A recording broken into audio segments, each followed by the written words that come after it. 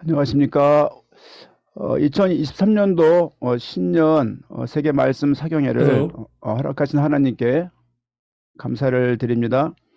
이번 사경회는 우리 세대 세계복음화의 모든 동역자들이 말씀으로 하나 되고 더 깊은 성경의 복음 속으로 인도받기 위한 그런 시간입니다. 우리 기도하는 마음으로 집중해서 인도를 받아야 되겠습니다. 우리 사경회를 시작하기 전에 한국의 김선중 집사님께서 찬양 인도해 주시겠습니다.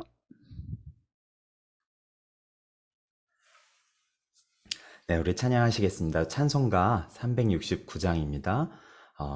죄짐 맡은 우리 구주, 우리 함께 찬송 드리시겠습니다.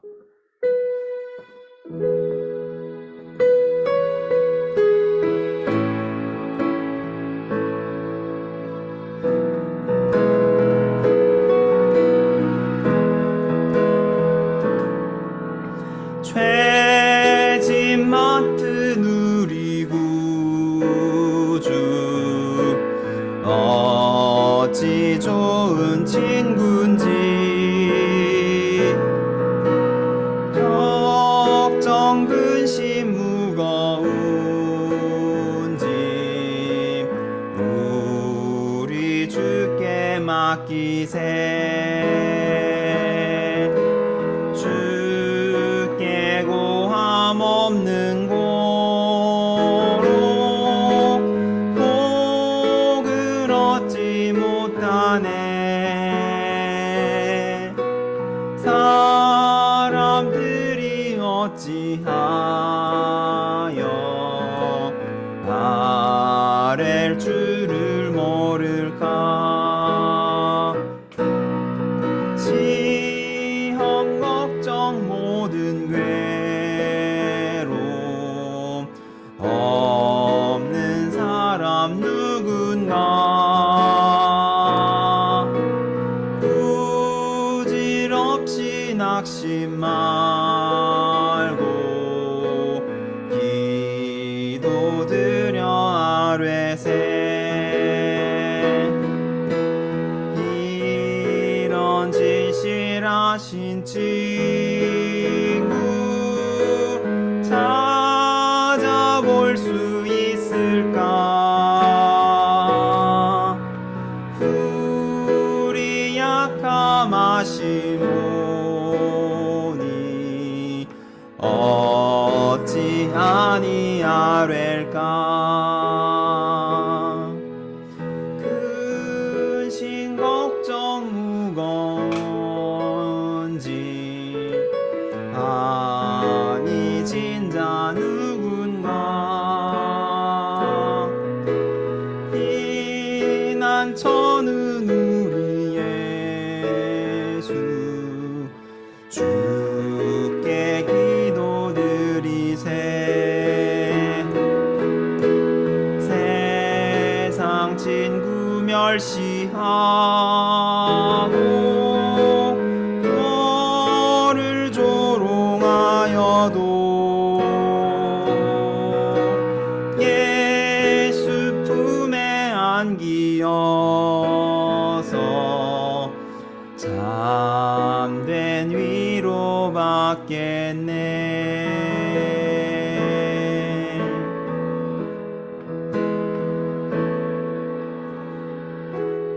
약할 때 강함 되시네. 나의 보배가 되신 주, 주 나의 모든 것. 주 안에 있는 보물을 나는 포기할 수 없네. 주 나의 모든 것.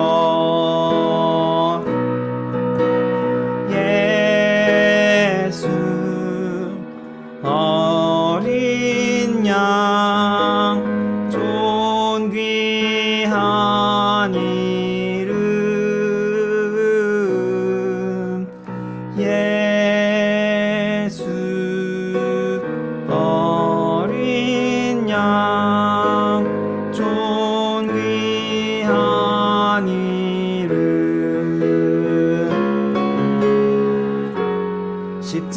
다 죄사하셨네. 주님의 이름 찬양해. 주 나의 모든 것. 쓰러진 나를 세우고 나의 빈잔을 채우네. 주 나의 모든 것. 예수 어린 양 존귀한 이름.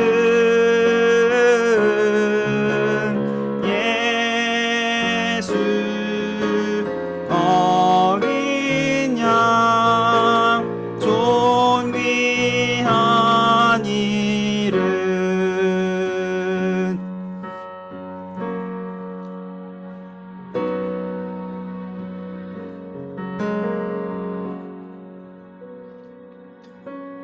모든 능력과 모든 권세 모든 것 위에 뛰어나신 주님, 세상이 측량할 수 없는 지혜로 모든 만물 창조하셨네. 모든 나라와 모든 보좌 이 세상 모든 경이로움보다 이 세상 모든 값진 보물보다 더욱 귀하신 나의 주님, 십자가 고통당하사 버림받고 외면당하셨네. 짓밟힌 장미꽃처럼 나를 위해 죽으셨네. 나의 주 모든 능력과 모든 권세 모든 능력과 모든 권세 모든 것 위에 뛰어나신 주님, 이 세상을 측량할 수 없는 지혜로 모든 만물 창조하셨네. 모든 나라와 모든 보좌 이 세상 모든 경이로움보다 이 세상 모든 값진 보물보다 더욱 귀하신 나의 주님, 십자가 고통당하사 버림받고 외면당하셨네. 짓밟힌 장미꽃처럼 나를 위해 죽으셨네. 나의 주 십자가 고통당하사 버림받고 외면당하셨네. 짓밟힌 장미꽃처럼 나를 위해 죽으셨네. 나의 주 짓밟힌 장미꽃처럼 짓밟힌 장미꽃처럼 나를 위해 오셨네 나의 주.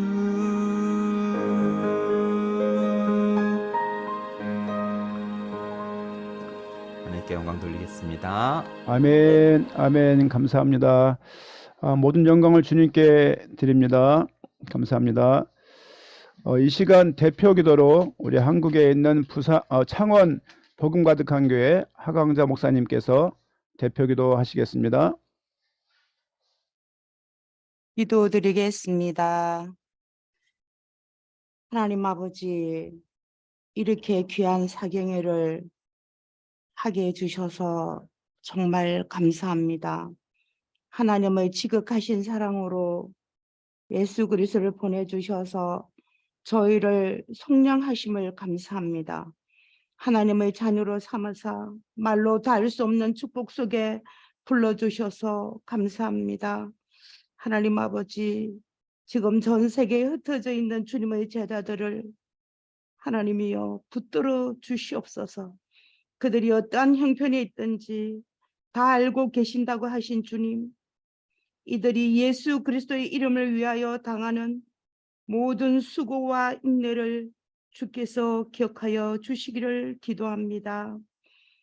그리스도를 머리로 전 세계에 흩어져 있는 제자들과 세워진 교회들이 연결되고 결합되어 그리스도의 몸을 이루게 하여 주시니 감사합니다.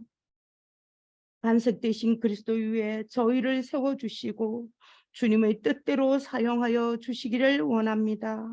하나님 아버지, 먼저 저희들 모두에게 하나님 은혜를 베풀어 주시고 날마다 새 힘을 주시옵소서. 하나님, 이 시간 복음이 선포될 때에 오직 그리스도에 집중하게 하여 주시옵소서. 그리스도를 깨닫게 하여 주시기를 원합니다.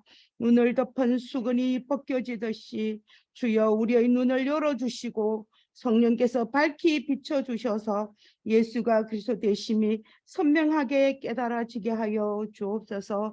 하나님, 이 시간에 말씀을 증거하시는 조 목사님을 위하여 기도합니다. 하나님 아버지, 조성욱 목사님에게 하나님이여 참으로 성령의 충만함과 지혜를 허락하여 주시기를 원합니다. 하나님의 오른손으로, 의로운 오른손으로 붙들어 주시기를 원합니다. 오직 예수 그리스도의 복음만이 선명하게 선포되어지게 하여 주시고 전하는 자와 받는 자 모두가 하나님의 말씀에 온전히 사로잡히는 시간이 되게 하여 주옵소서. 예수 그리스도 이름으로 기도합니다. 아멘, 아멘, 아멘. 감사드립니다. 어제까지는 우리 12강 교재, 우리 1강부터 3강까지 진행이 됐습니다. 특별히 이번에 사경회를 하는 또 하나의 이유는 우리 모든 사역자들이 더 복음으로 깊어지고 더 깊은 복음수로 나아가기 위한 어떤 가이드, 어떤 그런 좀 방향을 가지고 인도받고 있는 가운데 있습니다. 오늘도 증거해 주실 4개 강의가 있는데요. 또 우리 말씀을 들을 때 깊은 하나님의 조명하심과 깨닫게 하심이 있기를 원합니다. 우리 목사님 나오실 때 우리 손을 들어서 환영하겠습니다. 나오시겠습니다. 예, 감사합니다. 여러분도 오늘 또 뵙게 돼서 감사합니다. 오늘은 아마도 우리 4일 중에, 진행될 4일 중에 가장 강의 양이 많은 그런 날입니다. 오늘은 제가 12강 중에 총 4강의를 할 건데요. 4, 5, 6, 7 요 4강의를 좀 전하겠습니다. 그래서 2강을 하고 잠시 준비한 영상을 보고 또 2강의를 하는 이런 식으로 좀 진행을 하겠습니다. 지난 시간 연이어서 바로 좀 말씀을 좀 드리면, 성경은 우리에게 어떻게 하면 구원받을 수 있는지를 분명하게 얘기하고 있습니다. 오직 하나님의 아들 그리스도이신 예수님을 믿음으로만 구원받을 수 있다고 얘기합니다. 우리 인생은 반드시 그리스도가 필요하다는 얘기죠. 그리스도 아니면 구원받을 수가 없습니다. 근데 말을 약간 바꿔보면, 그러니까 그리스도가 오시지 않으면 안 될 만큼 우리 인간의 문제가 심각하다, 이렇게 보셔야 됩니다. 근데 대부분의 사람들이 바로 이 대목에 막혀 있습니다. 드러나 있는 여러 가지 현상들, 문제들에 집중하지 사실 그것 때문에 오신 게 아니거든요. 이 땅에 뭐 돈 문제나 관계 문제나 아니면 개인의 어떤 정신 문제나 수많은 문제가 있지만 그것 때문에 오신 게 아니에요. 근데 우리는 사실 그쪽에 많이 초점 맞춰져 있습니다. 이거는 사실 드러난 문제고 보여지는 문제지만 드러나지 않고 보여지지 않는 진중한 문제들이 있다는 거죠. 여기에 우리가 이제 눈이 열려져야 됩니다. 엄밀하게 얘기하면 하나님께서 우리에게 깨닫게 해주셔야 됩니다. 우리에게 조명해 주셔야지 이것이 깨달아집니다. 그래서 4강이 이제 문제의 본질인데요.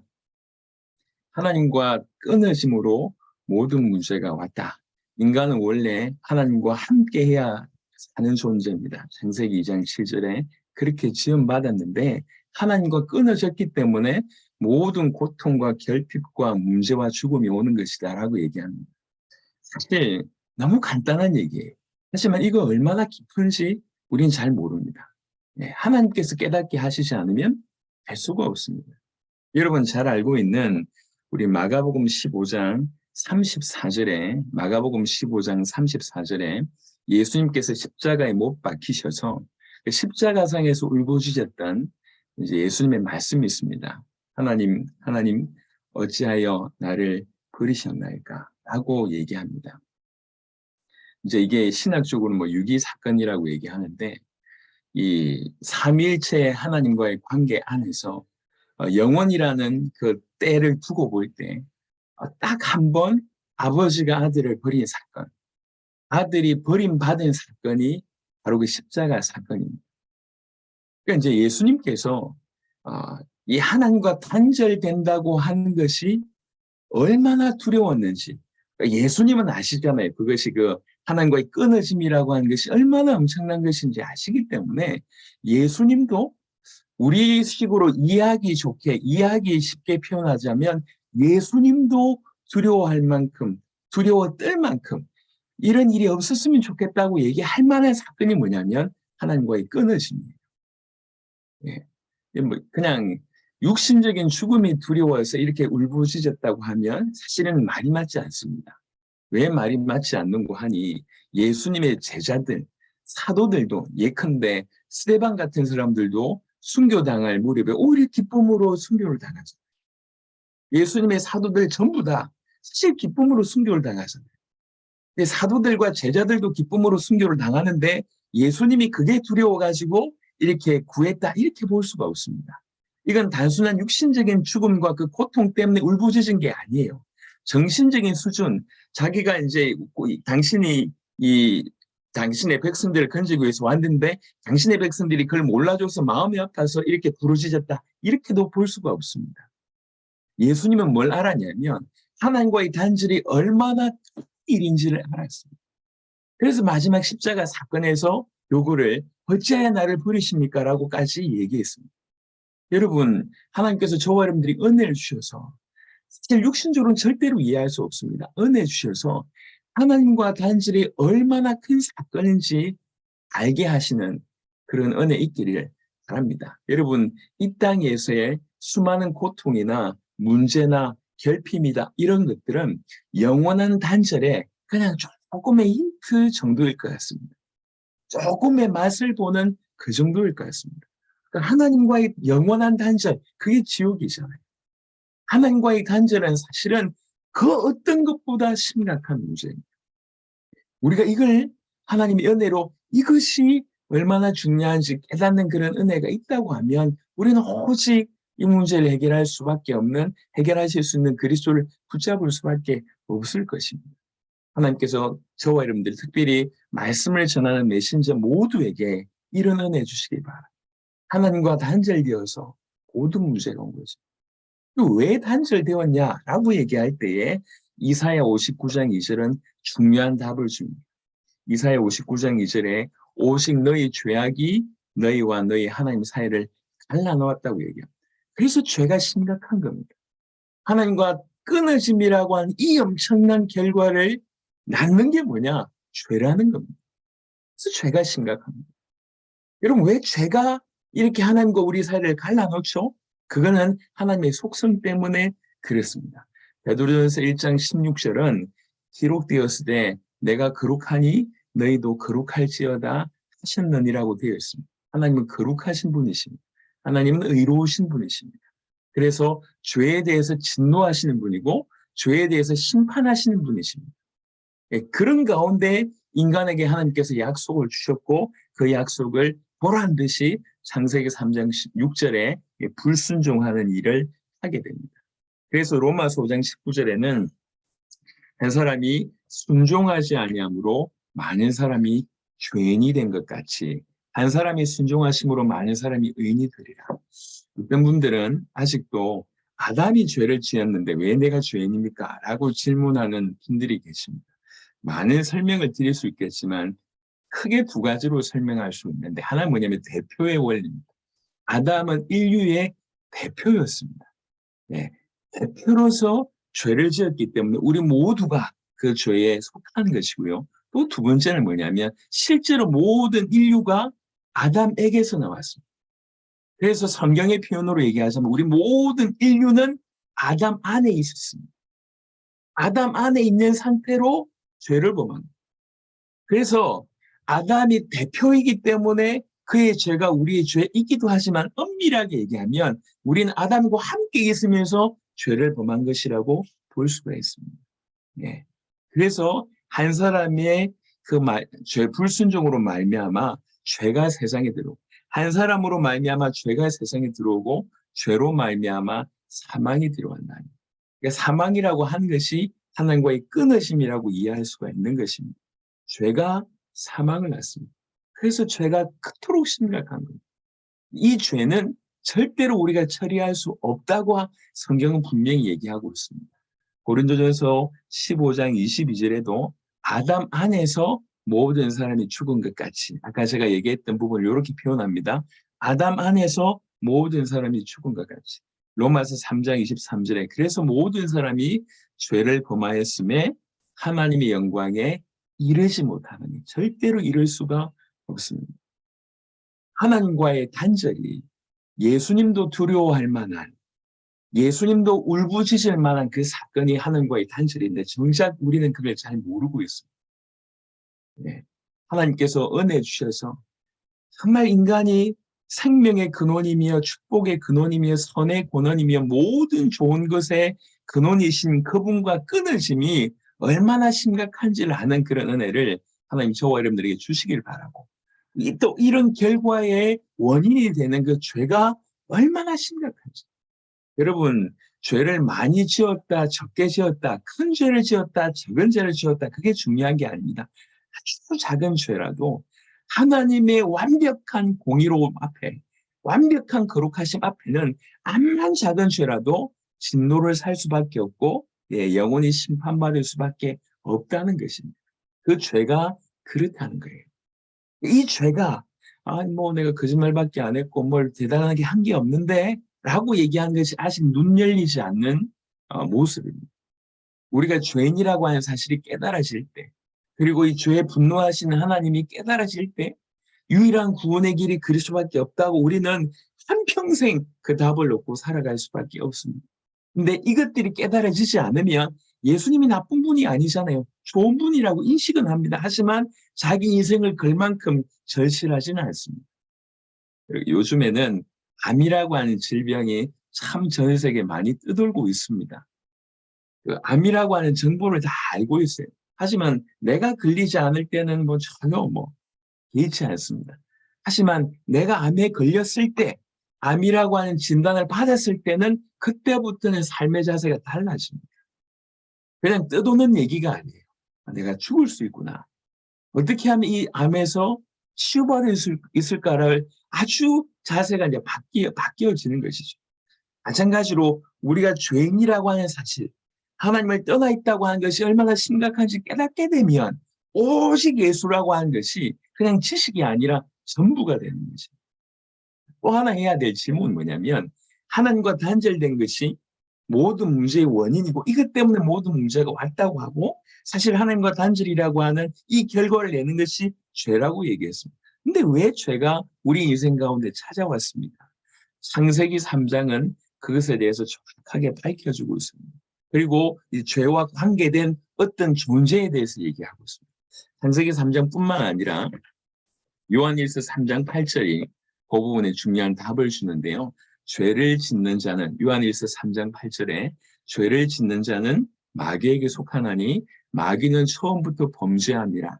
하나님의 아들이 나타나신 것은 마귀를 멸하러 하심이라. 창세기 3장에도 죄의 배경에는 사단이 존재했었습니다. 인간 타락 이전에 사단이 존재했었고 인간이 타락하는데 결정적인 역할을 했던 존재가 이 사단입니다. 여러분, 사단 지금 살아있습니까? 아직 살아있습니다. 예. 그 권세가 끊겼지만 여전히 지금 존재하고 있고 지금 더욱 자기가 죽을 날이 얼마 남지 않았음을 알고 지금 더욱 강력하게 할 수만 있다면 믿는 자들도 넘어뜨리려고 하는 것이 사단의 지금의 활동선입니다. 그래서 우리는 지난 시간에도 말씀을 좀 드렸지만 사단을 너무 무시하는 것도 우리가 범할 수 있는 큰 죄의 실수이고요. 또 모든 것을 사단과 연결시키는 것도 큰 실수입니다. 하지만 분명한 건 뭐냐면 이 죄의 배경에는 사단이 존재한다고 하는 것들은 우리가 인정해야 됩니다. 그럼 사단이 어떤 존재일까요? 도대체 이 사단은 어떻게 일하고 있습니까? 성경 전체가 사실 요 얘기를 하고 있습니다. 그거를 크게 카테고리 몇 개로 좀 엮어서 좀 분류를 좀 하면 이 사단은 먼저는 강한 자라고 볼 수가 있습니다. 이사야 14장 12절부터 15절에 보면 감히 특별히 13절 같은 데 보면 하나님의 뭇별 위에 내 자리를 높이리라. 이사야 14장 14절에 보면 가장 높은 구름에 올라가 지극히 높은 이와 같아지리라. 감히 하나님과 뭔가 한번 싸움을 해보겠다라고 얘기할 만큼 한편으로는 교만하지만 한편으로는 그 정도의 강한 자다라고 볼 수가 있습니다. 계시록 12장 1절부터 9절 중에 특별히 9절에는 큰 용이 내쫓기니 옛뱀 곧 마귀라고도 하고 사탄이라고도 하며 그러면서 뭐라고 얘기했냐면 온 천하를 꿰는 자라. 온 천하를 깰 만큼 능력이 있다는 거예요. 온 천하를 사로잡을 만큼 강하다는 얘기입니다. 에베소 2장 2절에는 그때 너희는 그 가운데서 행하여 이 세상 풍조를 따르고 공중의 권세 잡은 자를 따랐으니 곧 지금 불순종의 아들들 가운데서 역사하는 영이야. 불순종의 아들들, 지금 현재 불순종하는 아들들은 다 믿지 않는 불신자들을 얘기합니다. 그들 가운데 역사하는 영이라고 얘기합니다. 공중의 권세 잡은 자라고 표현하고 있습니다. 사단은 사실 굉장히 능력 있는 존재. 무술이 뛰어난 사람들이 많지 않습니까? 뛰어난 무술은 능력입니다. 근데 이걸 좋은 데 사용하느냐, 나쁜 데 사용하느냐의 차이가 있지만 능력이 있다. 분명히 얘기합니다. 원래 시험받기를 우리가 알고 있기로는 천사장으로 시험받았지 않습니까? 굉장히 능력이 있습니다. 강한 자입니다. 이게 우리가 사단에 대해서 이해해야 될 첫 번째고요. 두 번째는 뭐냐면 이 사단이 능력 있는데 악한 자라는 것이죠. 요한복음 8장 44절에 예수님이 얘기하셨습니다. 너희는 너희 아비 마귀에게서 났으니 너희 아비의 욕심대로 너희도 행하고자 하느니라. 그는 처음부터 살인한 자요. 진리가 그 속에 없으므로 진리에 서지 못하고 거짓을 말할 때마다 제 것으로 말하나니 이는 그가 거짓말장이요 거짓의 아비가 되었습니다. 살인한 자고 거짓의 아비라고 얘기하고 있습니다. 요한일서 5장 19절에는 또 아는 것은 우리는 하나님께 속하고 온 세상은 악한 자 안에 처한 것이며 악한 자라고 하는 표현을 쓰고 거짓말쟁이, 거짓의 아비, 또 살인자, 예수님께서 이런 표현을 쓰셨습니다. 아주 능력 있는데 한편으로는 아주 악하다. 이렇게 사단에 관한 얘기를 하고 있습니다. 성경에 있는 몇 구절만 뽑았을 뿐입니다. 더 디테일하게는 너무 많이 표현되어 있습니다. 그런데 세 번째 포인트는 뭐냐면 지금 이 악하고 강력한 존재가 뭘 하고 있냐면 세상을 잡고 있다는 거예요. 요한복음 12장 31절에 이제 이 세상에 대한 심판이 이르렀으니 이 세상의 임금이 쫓겨나리라. 세상 임금이라고 표현했습니다. 16장 요한복음 16장 11절에도 세상 임금이라고 표현했습니다. 고린도후서 4장 4절에는 뭐라고 표현했냐면 그중에 이 세상의 신이 믿지 아니하는 자들의 마음을 혼미하게 한다고 얘기하고 있습니다. 세상의 신이라고 얘기하고 있습니다. 세상을 붙들고 있는 거예요. 아주 강력하고 아주 악한데 세상을 지금 붙들고 있다. 성경은 사단을 이렇게 표현하고 있습니다. 그런데 이 존재가 구원받은 자에게는 대적자라고 얘기하고 있습니다. 믿지 않는 불신자들은 요한복음 8장 44절의 표현으로 이미 그의 자녀입니다.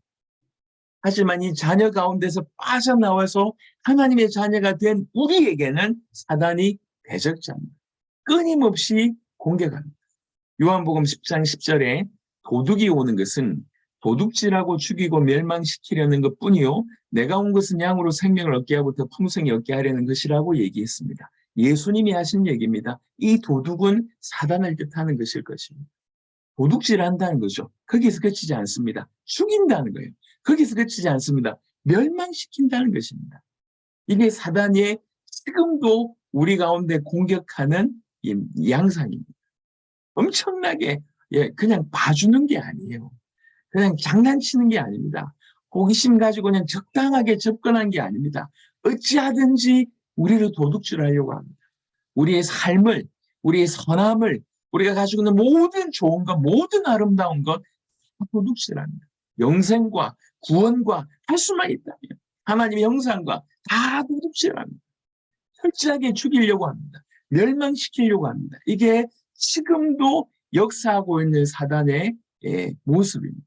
에베소 6장 10절부터 20절은 뭐라고 표현했냐면 마귀의 관계라고 얘기합니다. 아주 간사한 속임수를 쓰고 있다고 얘기합니다. 너무 강력하기 때문에 뭐라고 얘기하고 있냐면 마귀의 관계를 능히 대적하기 위하여 하나님의 전신갑주를 입어라. 우리가 하나님의 전신갑주를 알고 있습니다. 왜 하나님의 전신갑주를 입으라고 얘기했습니까? 마귀의 관계를 대적하기 위함. 그러니까 마귀의 관계가 그 정도로 강하다는 얘기죠. 그리고 12절에 보니까 우리의 씨름은 혈과 육을 상대하는 것이 아니요 통치자들과 권세들과 이 어둠의 세상 주관자들과 하늘에 있는 악의 영들을 상대함이라. 실상 사단이 이런 모든 곳에서 영향을 끼치고 우리를 대적하고 있다는 거예요. 공격을 하고 있다는 거죠. 영화 중에도 전 세계적으로 유명한 영화들이 몇 가지가 있는데 그 중에 하나가 뭐 도망자 이런 영화들이 있습니다. 이런 영화들을 보면 억울한 누명을 쓰는데 나라 전체가 이 사람을 잡으려고 하지 않습니다. 얼마나 기가 막힌 상황이에요. 지금 그렇습니다. 사단이 모든 것을 총동원해서 우리를 공격합니다. 공격을 당하고 있으면서도 자기 존재를 드러내놓지 않고 공격하고 있으니까 당하고 있으면서도 정신을 못 차리는 거예요. 누군가 두들겨 팼는데 이게 어디서 날라오는 주먹인지 몰라요. 얼마나 기가 막힙니까? 분명히 엄청 맞고 있는데 누가 때리는지 몰라. 지금 우리의 상황이 그런 상황이에요. 원래 우리가 이렇게 뭐 모자란 부분들 많고 실수가 많지만 조금 더 보세요. 공격하는 대적이 없냐? 있습니다. 이 대적이 이 정도로 강력하게 우리를 사실 공격해 오고 있습니다. 고린도서 11장 14절에 사탄도 자기를 광명의 천사로 가장하나니 가장 좋은 것을 주는 것처럼 우리를 속입니다. 그리고 가장 친한 사람들을 통해서 우리를 공격합니다. 할 수만 있다면 이 복음을 깨닫지 못하고 할 수만 있다면 하나님 은혜 가운데 있는 것을 방해하고 있습니다. 베드로전서 5장 7절 8절은 특별히 8절에 보니까 너희 대적 마귀가 우는 사자같이 두루다니며 삼킬 자를 찾나니. 네 번째 테마가 뭐라고 얘기했습니까? 사탄이 우리를 대적한다고 얘기하고 있습니다. 능력 있고 악한 놈이며 세상의 임금인 그 사탄이 모든 것을 총동원해서 우리를 대적합니다. 근데 이런 사단을 우리가 알지 못하고 이길 수 있습니까? 내가 예수 믿으니까 괜찮다. 에베소 6장은 그렇게 얘기하지 않았습니다. 예수님을 잘 믿는 자들에게 얘기합니다. 너희가 마귀의 관계를 대적해야 되지 않냐. 그러니 하나님의 전신갑주를 입으라고 얘기하고 있습니다. 예수 믿었으니까 공격 안 할 거야. 나는 예수님 안에 있으니까 사단이 나를 못 이기겠지. 뭐 전혀 이렇게 얘기하지 않았습니다. 예수님을 잘 믿고 있는 에베소 교인들에게 하는 얘기예요. 마귀의 관계가 치열할 거니 너희가 마귀의 관계를 능히 대적하기 위해서 전신갑주 입을 것을 분명하게 언급하고 있습니다. 모든 것들을 사단과 연결시켜서 갈갈갈 떠는 것도 문제이지만 아무 문제 없는 것처럼 사단의 공격을 등한시하는 것조차도 문제입니다. 우리는 정확하게 알아야 돼요. 그리고 대적해야 돼요. 전신갑주를 오직 복음을, 전신갑주 내용 전체가 복음적인 부분이지 않습니까? 복음을 설명하는 거 아닙니까? 복음으로 철저하게 무장해야지 이 마귀의 관계를 능히 대적할 수 있습니다. 하지만 5번째 포인트가 사실 더 중요합니다. 여러분, 사단은 그냥 우리를 대적하는 게 아니에요. 그냥 공격하는 게 아닙니다. 고린도후서 4장 4절에는 사단의 주요 공격이 나와 있습니다. 고린도후서 4장 4절에 그 중에 이 세상의 신이 믿지 아니하는 자들의 마음을 혼미하게 하여 그리스도의 영광의 복음의 광채가 비치지 못하게 하는. 여러분, 복음은 영광의 복음이에요. 영광의 복음. 그리스도의 영광의 복음이라고 얘기합니다. 이 그리스도의 영광의 복음의 이 빛, 이 광채, 이거 비치지 못하게 만든다는 겁니다. 여기 보면 믿지 아니하는 자들의 마음을 혼미하게 한다고 얘기했는데, 이거는 저 교회 밖에 있는 불신자뿐만 아니라 여전히 교회 안에 있지만 현재 진행형으로 믿지 아니하는 자들. 예. 우리도 얼마든지 포함된다고 볼 수가 있습니다. 끊임없이 이 그리스도의 영광의 복음의 광채가 비치지 못하게 만듭니다. 복음만 가립니다. 이게 지난 2000년간, 예수님 오신 이후에 2000년간, 사실 예수님 오시기 전부터 성경을 그렇게 달달달 외운 사람들이 메시아를 몰라봐요. 기가 막히지 않습니까? 메시아를 그렇게 기다리고 있던 그들에게 메시아이신 예수님이 나타나는데 그 예수님을 죽여버렸어요. 기가 막힌 일이죠. 예수님 오신 이후에 지금 또한 그렇습니다. 지난 2000년간도 여전하게 동일하게 복음만 가리고 있습니다. 지금도 전 세계가 동일하게 복음을 기초라고 여깁니다. 왜 이렇게 됐습니까? 누가 이렇게 만들었습니까? 왜 예수님이 기초입니까? 왜 복음이 기초인가요? 예수님이 전부인데, 예수님이 하나님의 아들 그리스도라고 하는 것이 복음이고, 이거 전하다가 초대교회 모든 사도들과 성도들은 거침없이 순교를 해나갔는데, 지금 어떻게 그 그리스도의 이 복음이 기초가 돼버렸습니다. 여러분, 사단은요 아주 똑똑한 존재입니다. 뭘 공격하면 되는지를 알고 있습니다. 그냥 우리 성격이나 아니면 우리 환경이나 아니면 우리 소유 이 정도의 공격에 벨침이 있는 게 아니에요. 우리 건강을 공격하는 이 정도가 아닙니다. 가장 핵심을 공격하는. 우리나라는 전 세계 유일한 분단 국가입니다. 전 세계 유일한, 공식적으로 한민족인데 두 나라로 쪼개져 있습니다. 그래서 지금이 우리도 얼마든지 전쟁의 위기 가운데 있습니다. 북한은 전쟁을 하게 되면 우리 한국에 어떤 시설부터 파괴해야 되는지를 다 파악하고 있습니다. 가장 중요한 것에 공격하는 거예요. 방송국, 발전소 이런 것들 터지자마자 그것부터 공격한다고 되어 있습니다. 그렇겠죠. 그냥 이렇게 폭탄 쏘고 미사일 쏘고 이게 아닙니다. 가장 중요한 시설에 공격합니다. 우리 수준 낮은 우리 인간도 그러진데 사단은, 그 똑똑한 사단이 우리에게 뭘 공격해야 되는지 명확하게 알고 있습니다. 그래서 저와 여러분들 이 마지막 때에 이 복음이라고 하는 것에 정말 목숨 걸어야 돼요. 생각을 해보세요. 메시아를 통해서 오직 우리가 구원받을 수 있음을 성경이 얘기하고 있습니다. 성경 전체가 사실 오실 메시아, 오신 메시아에 관한 얘기입니다. 전부 다 메시아에 대한 증언입니다. 근데 왜 우리는 메시아를 이토록 모르고 있습니까? 이게 이토록 기초가 돼버렸습니까? 또 메시아가 오셔야 될 이유를 이렇게 모르고 있습니다. 왜 수많은 사람들이 여전히 돈 문제라고 생각합니다. 돈이 좀 있으면 어떻게 될 거라고 생각합니다. 정신 문제라고 생각하고 건강 문제라고 생각하고 어떤 이렇게 부의 물질에 좀 많이 가진 것과 적게 가진 문제라고 생각합니다. 아닙니다. 우리 인생 문제는 그 정도 보이는 문제 있는 게 아니에요. 모든 인간이 한 명도 예외 없이 사단의 자녀라는 것이며 죄인이라고 하는 것이며 하나님 떠나서 죽어 있다고 성경은 얘기하고 있습니다. 이게 본질적인 문제입니다. 근데 중요한 것은 이거는 절대로 우리 스스로 알 수 있는 수준이 못 되는 겁니다. 알게 하셔야 돼요.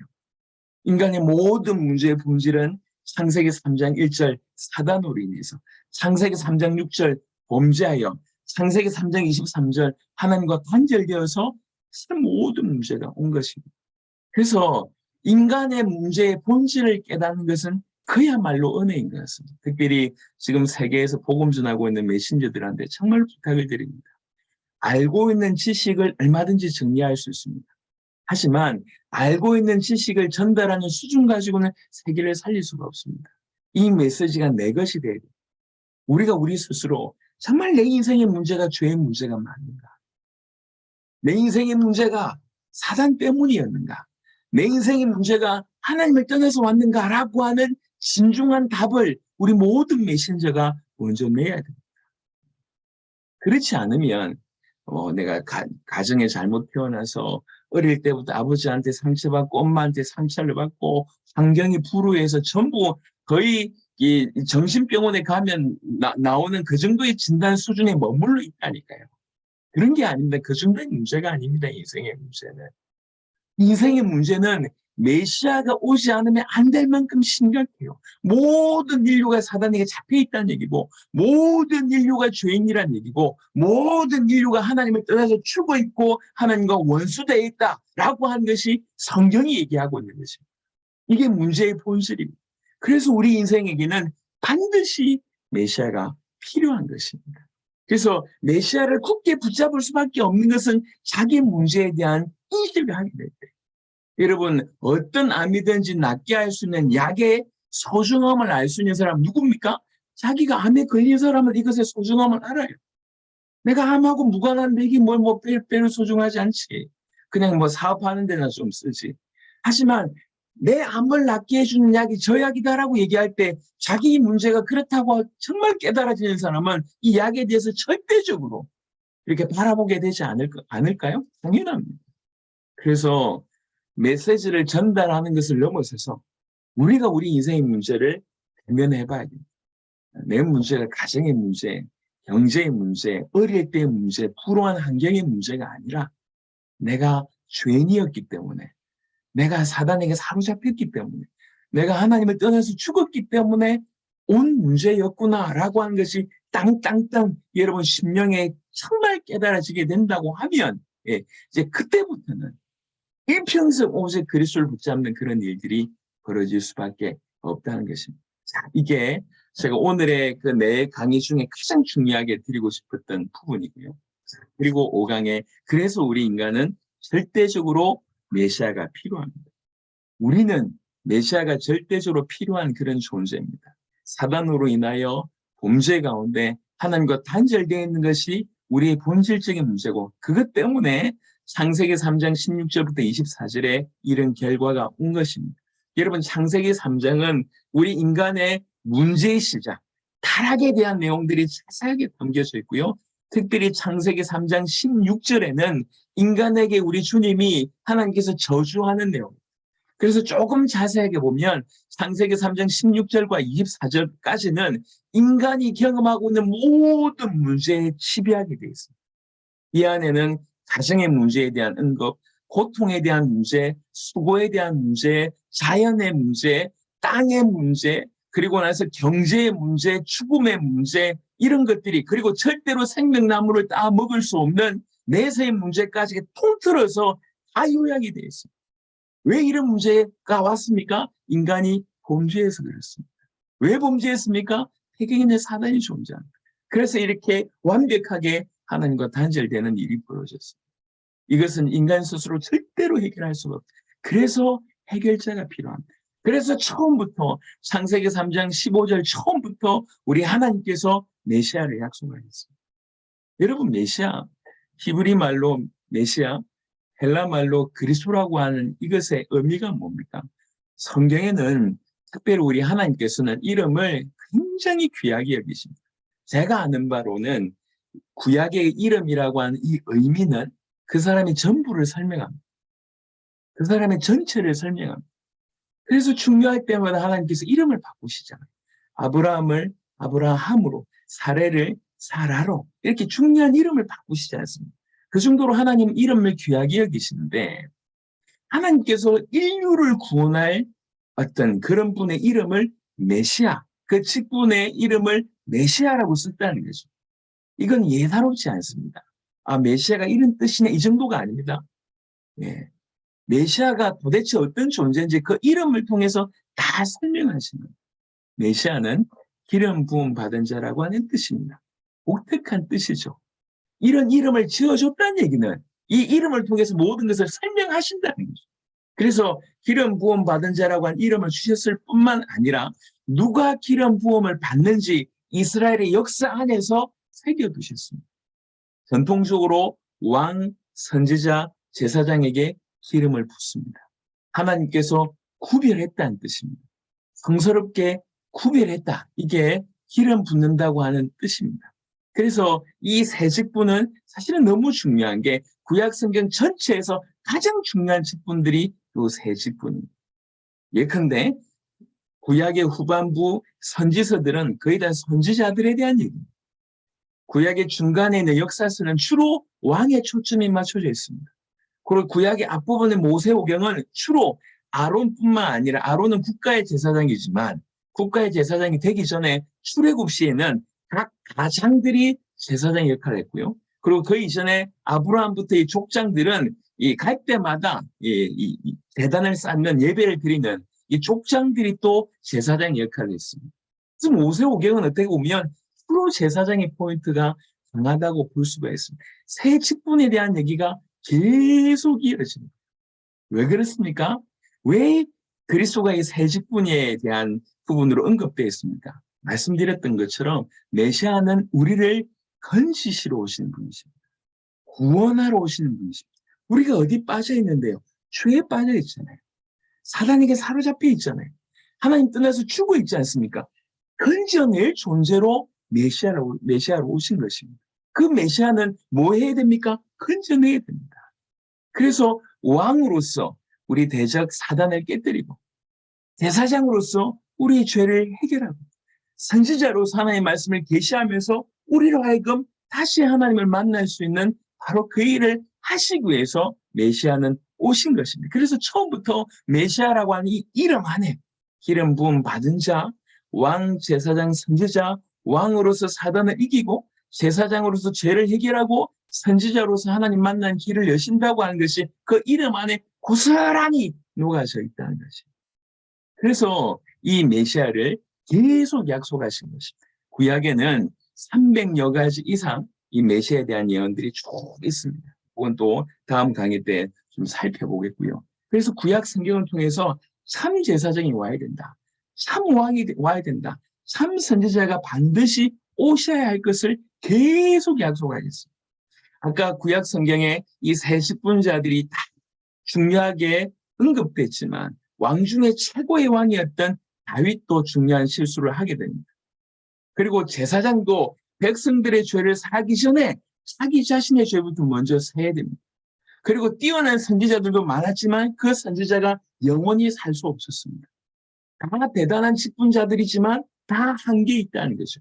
그래서 참된 왕, 참 제사장, 참 선지자가 필요하다. 그 참된 왕으로, 참 제사장으로, 참 선지자로 메시아가 올 것에 대해서 구약은 예언하고 있는 것입니다. 그 구약의 모든 예언 중에 가장 집약해서 압축해서 예언을 추린다고 얘기하면 세 구절로 정리할 수가 있는데 먼저는 창세기 3장 15절입니다. 여인의 후손으로 오실 분입니다.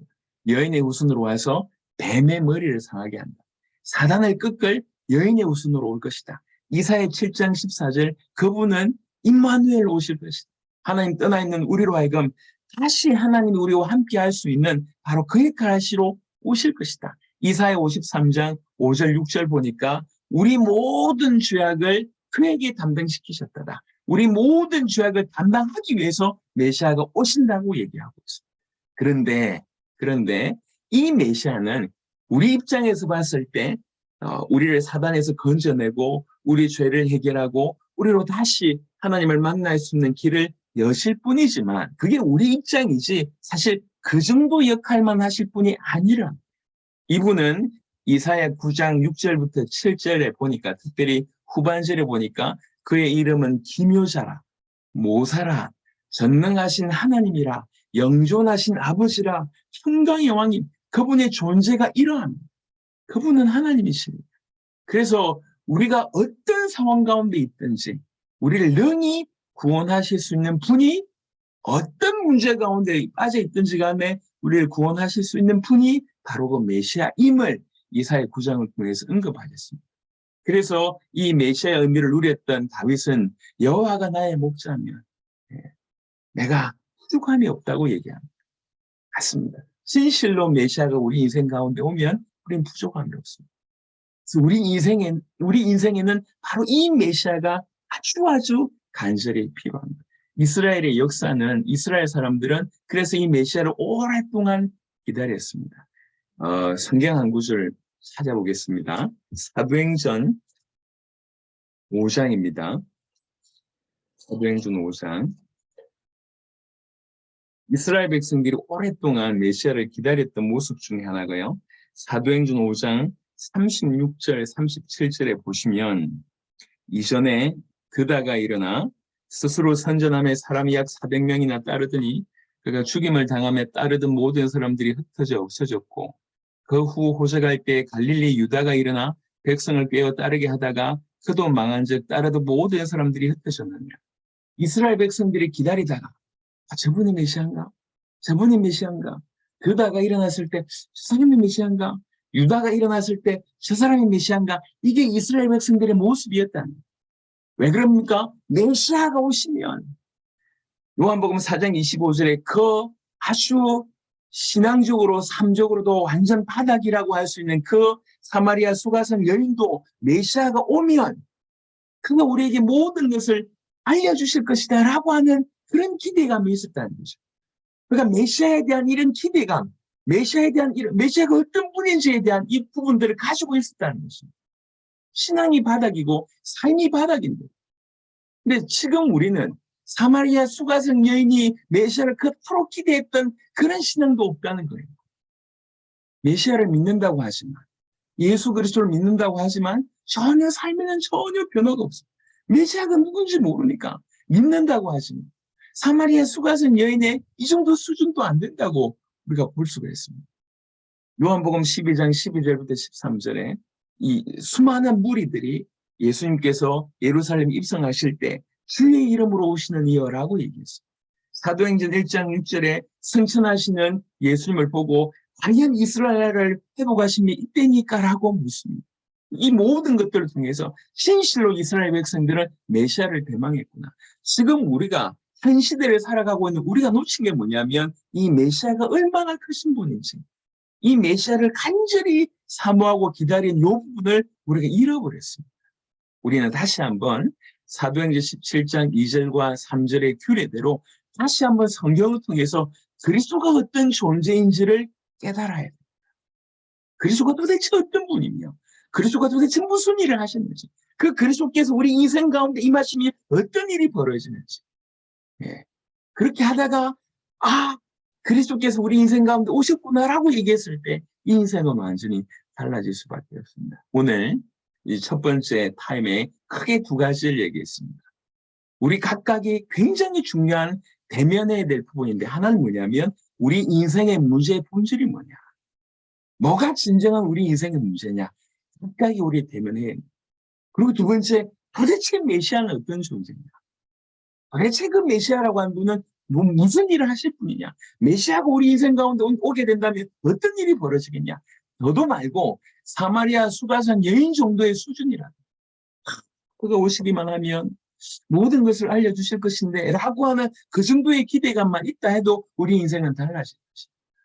우리 모든 이 말씀을 듣는 분들, 메신저들에게 하나님이 은혜 주셔서 문제의 진실한 본질을 깨닫는 은혜, 그리고 정말 메시아가 어떤 존재인지 깨닫는 그런 은혜 있게 되기를 그리스도 예수 이름으로 축원합니다. 자, 일단 첫 번째 세션 정리하고요. 영상 잠시 보시고 한 5분 정도의 영상입니다. 그리고 6강, 7강을 연이어서 한번 진행해 보도록 하겠습니다.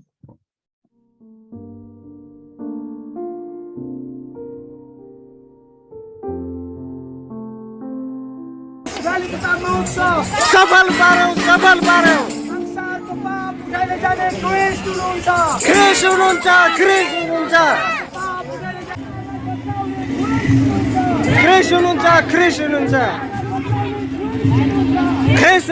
Kris ununca.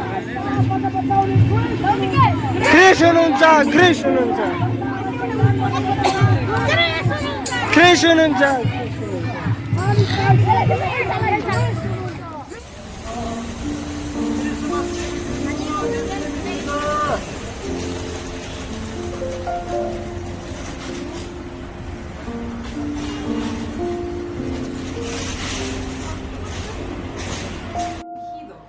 길은 뭔가? ungido, 구약 속에 있는 생존의 사람들한테 길을 como la gente ungía a Jesucristo. 결국 이분들이 여기 와서 본인들이 전도를 해야 되니까 Pero muchas de las veces el ser humano no conoce ese problema, sino que vive creyendo que su problema es otro.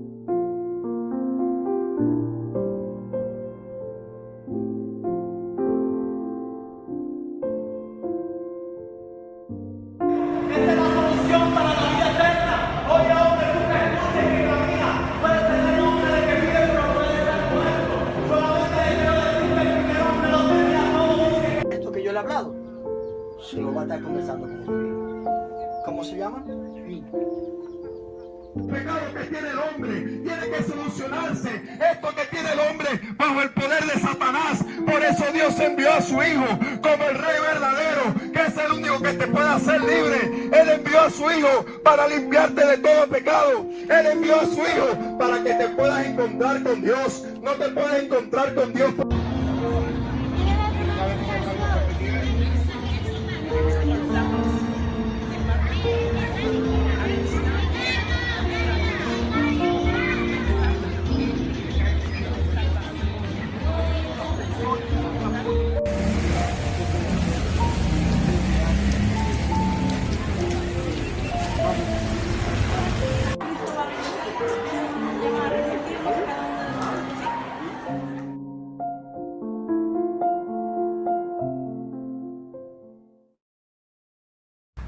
Te proclamaré. 1, 2, 3.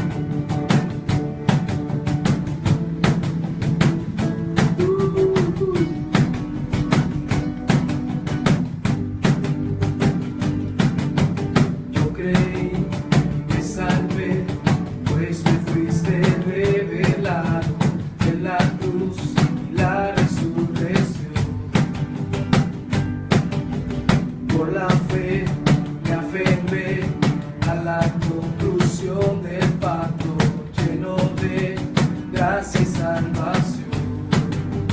No me callaré, correré sin freno para declarar la verdad que tengo. Te proclamaré como el verdadero y demostraré en el mundo entero que tú eres el Cristo, el Hijo de Dios,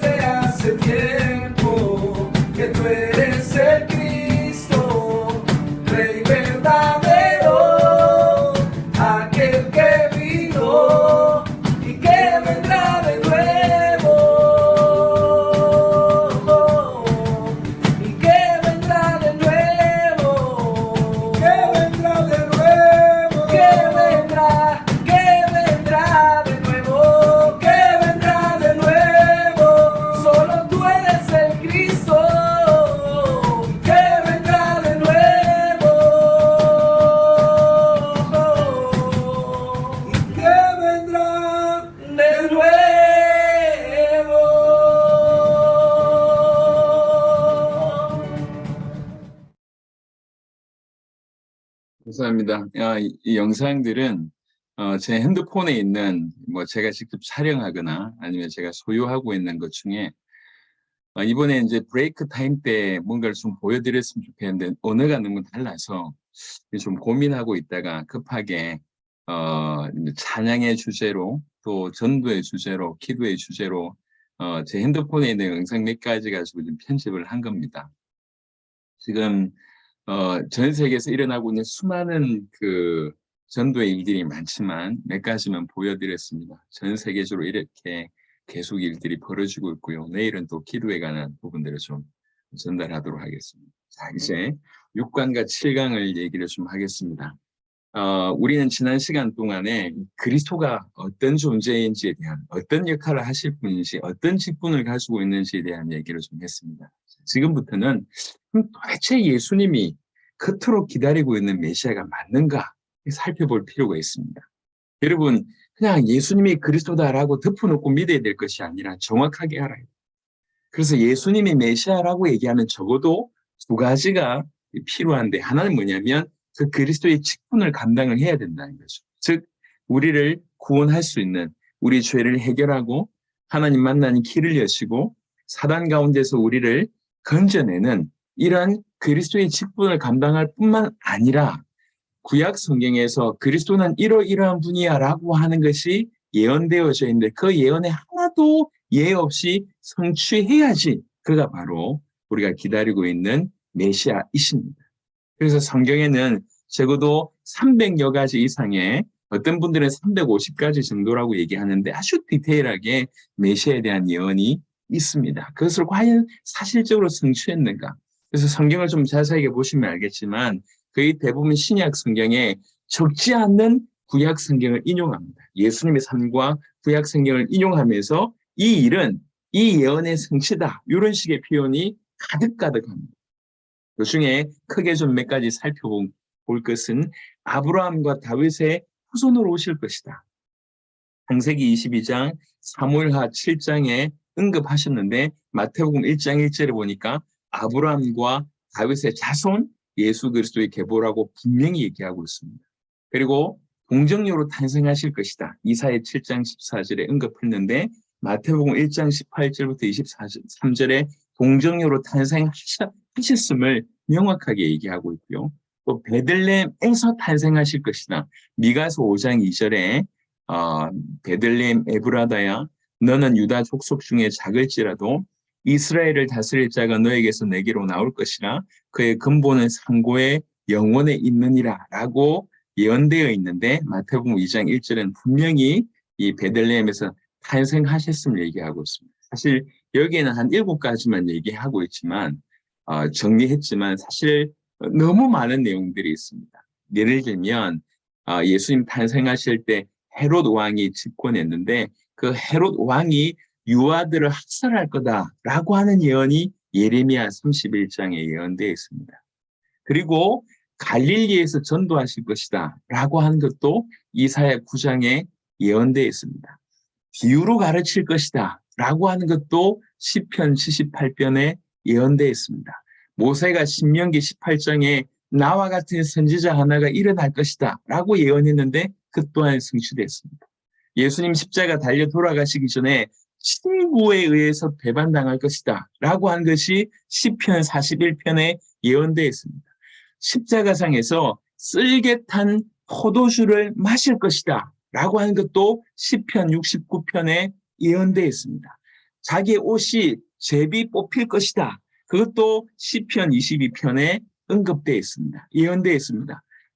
뼈가 꺾이지 않을 것이다 라고 한 예언도 시편 34편에 예언되어 있습니다. 너무 디테일하게 예수님의 삶에 대해서 예언되어져 있는데 그 300가지든지 350가지든지 하나도 예 없이 그 모든 예언을 성취하셨다는 거죠. 특별히 은 30에 팔리신다. 스가랴 11장 12절부터 13절에 언급되어 있는데 정말 기가 막히게 그 은 30, 노예 한 명의 몸값인데 은 30에 팔렸음을 마태복음 27장에 얘기하고 있고요. 나무에 달려 죽으실 것을 신명기 21장에 예언했고 마태복음 27장에 그대로 증거되셨습니다. 그리고 묘 중에도 부자의 묘에 장사되실 것을 이사야 53장에 예언했는데 아리마대 부자 요셉의 묘에 장사되게 됩니다. 그리고 부활하실 것에 대한 얘기를 예언하셨습니다. 시편 16편 10절에 마태복음 28장 1절부터 10절을 보면 부활하실 것에 대해서도 예언되어 있습니다. 사실 예언은 여기서 그치지 않습니다. 시편 68편에 보면 18절에 보면 성천하실 것에 대해서도 예언되어 있습니다. 예수님이 그리스도가 맞습니까? 라고 얘기할 때 첫 번째가 뭐냐면 과연 약속 그대로 성취하신 분이냐? 요것부터 살펴봐야 되는데 하나도 예외 없이 그 약속을 성취하신 그 예수가 그리스도가 맞다고 성경은 얘기하고 있는 것입니다. 이 예수님은 오셔서 공생의 기간 동안 많은 일을 하셨지만 그 공생의 삶을 한 구절로 요약한다고 하면 마태복음 4장 23절입니다. 예수께서 온 갈릴리에 두루다니사 그들의 회당에서 가르치시며 천국 복음을 전파하시며 백성 중에 모든 병과 모든 약한 것을 고치시니 그러니까 당신이 하나님의 아들 그리스도이심을 이 삶을 통해서 가르치고 천국 복음을 전파하시며 모든 약한 것을 고치시는 그 삶을 통해서 증거하셨습니다. 하지만 예수님의 삶의 가장 결정적인 순간은 바로 예수님의 십자가였습니다. 그리고 부활이셨습니다. 여러분, 예수님의 십자가라고 하는 것은 참으로 신비입니다. 우리가 영원히 산다 하더라도 알 수가 없습니다. 그래서 심지어 사도 바울은 어찌하든지 빨리 죽어서 부활에 이루고 싶다. 그래서 요거 알고 싶다고 표현합니다. 고난의 참여함을 알고 싶다라고 하는 표현을 썼습니다. 그 십자가는 사실은 굉장히 신비입니다. 하지만 모자란 우리들이 있더라도 성경을 통해서 조금 확인할 수 있는 바는 뭐냐면 이 십자가는 하나님의 사랑과 하나님의 공의가 기가 막히게 절묘하게 이루어지는 바로 그 현장입니다. 공의로우신 하나님은 죄인을 심판하셔야 됩니다. 사랑이신 하나님은 아들을 살리셔야 됩니다. 자녀들을 살리셔야 됩니다. 이게 도무지 같이 있을 수가 없어요. 사랑이신 하나님은 우리를 살리셔야 되지만 공의로우신 하나님은 죄인을 심판하셔야 됩니다. 일어날 수 없는 일인데 만족할 수 없는 일인데 아들이 대신 이 땅에 오셔서 모든 인류의 죄를 뒤집어 쓰시고 대신 죽으심으로 말미암아 하나님의 공의를 만족시키셨고 하나님의 사랑을 만족시키신 사건이 바로 이 십자가입니다. 그리고 이 십자가는 무엇보다도 그 자체가 최고의 수치를 얘기합니다. 최고의 모멸을 얘기합니다. 그러니까 십자가상에서 예수님은 고린도후서 5장 21절 표현으로 얘기하자면 죄 자체가 되셨습니다. 그리고 아까 육이라고 표현했는데 아버지께 버림받으신 일들이 바로 그 육이 사건을 통해서 일어납니다. 그래서 여러분 이 십자가는 정말 신비입니다. 영원이라는 시간 속에 아버지가 아들을 버린 유일한 사건, 아들이 버림받은 유일한 사건, 그 엄청난 사건을 통해서 이루신 것이 구원입니다. 그래서 십자가는 비밀이에요. 비밀. 그런데 중요한 건 뭐냐면 이런 놀라운 신비로운 그 십자가 위에서 무슨 일이 벌어졌는가? 예수님이 십자가 지셨습니다. 좋은데요. 그 십자가상에서 주께서 무슨 일을 행하셨는가? 우리가 이걸 좀 정확하게 알 필요가 있습니다. 예수님이 십자가 지실 때 누가복음 23장 45절에는 성소의 휘장이 한가운데 찢어졌다고 얘기합니다. 많은 일이 벌어졌지만 성소의 휘장이 찢어졌다고 얘기합니다. 우리가 익히 아는 바로는 이렇게 성막 안에 이 성소가 있고 지성소가 있고 그걸 가로는 휘장이 있습니다. 여러분 지성소에는 히브리 9장 7절에 근거해서 보면 히브리 9장 7절 대제사장이 1년에 단 한 번 대속죄일만 들어갈 수가 있습니다. 아무도 들어갈 수가 없습니다. 그래서 여러분 성소의 휘장에 뭐가 그려져 있냐면 천사가 그려져 있습니다. 그래서 휘장 안에는 죄 없는 자만 갈 수가 있습니다. 대제사장이 자기의 죄를 속하고 백성들의 죄를 속하고 나서 들어가는 거예요. 창세기 3장에 보면 인간들을 쫓아내시면서 하나님께서 이렇게 그 생명나무의 길을 지키도록 천사들에게 명하십니다. 그 창세기 3장과 이 지성소를 조금 보시면 이해가 될 수 있는 부분이에요. 그러니까 휘장이 가로막고 있어요. 절대로 죄 있는 존재가 들어갈 수가 없습니다. 네. 근데 1년에 대제사장이 대속죄일 날 한 번 들어가는데 만약에 본인이나 백성들의 죄가 해결되지 않는 상태라고 하면 들어가서 죽을 수밖에 없습니다. 그래서 하나님을 만난다고 하는 것이 대제사장일지라도 한편으로는 너무 영광스러운 일이지만 너무 두려운 일입니다. 그런데 예수님이 십자가상에서 그 휘장을 찢었습니다. 이 휘장이 자기 육체라고 얘기합니다. 그것을 히브리 10장 19절 20절에는 이렇게 해석합니다. 그러므로 형제들아 우리가 예수의 피를 힘입어 성소에 들어갈 담력을 얻었나니 그 길은 우리를 위한 길인데 휘장 가운데 열어놓으신 길인데 새로운 길이고 살 길이다라고 얘기하고 있습니다. 휘장은 곧 그의 육체니라. 그의 육체를 찢으심으로 누구든지 하나님을 만날 수 있는 새로운 길, 우리를 위해서 열어놓으신 새로운 길이고 그 길만이 유일하게 살 길이라고 얘기합니다. 예수님의 십자가상에서 바로 하나님을 만드신 길을 여셨습니다. 하나님을 떠나 모든 문제 가운데 죽어 있는 그가 다시 하나님을 만날 수 있는 길에 그 길을 바로 십자가상에서 여셨다고 볼 수 있습니다. 요한복음 14장 6절 예수님이 하신 말씀을 스스로 성취하신 것입니다. 예수께서 이르시되 내가 곧 길이요 내가 길이요 진리요 생명이 나로 말미암지 않고는 아버지께로 올 자가 없느니라. 하나님의 사랑과 공의를 만족시키신 이 십자가 아들이 버림받으시면서 우리에게 구원의 길을 열어주신 이 십자가상에서 십자가는 먼저 하나님 만나는 길을 그 십자가상에서 여셨고 또 하나는 우리의 모든 죄의 문제를 해결하십니다. 레위기 17장 11절에 육체의 생명은 피에 있습니다. 내가 이 피를 너에게 주어 제단에 뿌려 너의 생명을 위하여 속죄하게 하였나니 생명이 피에 있으므로 피가 죄를 속하느니라. 하나님이 정하신 법입니다. 피만이 죄를 속할 수가 있습니다. 히브리 9장 22절에 피 흘림이 없은즉 사함이 없다고 얘기했습니다. 그래서 구약에 오랫동안 죄 없는 짐승의 피를 통해서 인간의 죄 문제를 처리하는 해결하는 방법들이 일시 있었지만 그 죄의 해결은 단회적이었습니다. 일시적이었다는 거죠.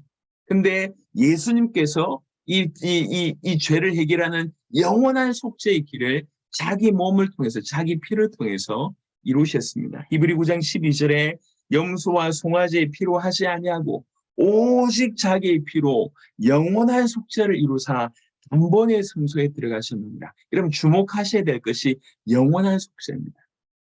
그분이 우리 죄를 해결할 때 영원한 속죄를 행하셨습니다. 그것도 단번에 이루셨다고 얘기하고 있습니다. 십자가상에서 우리의 죄를 영원히 속할 수 있는 길을 여셨습니다. 그것도 단번에. 히브리 10장 14절과 연결해 보면 온전이라고 하는 표현이 있습니다.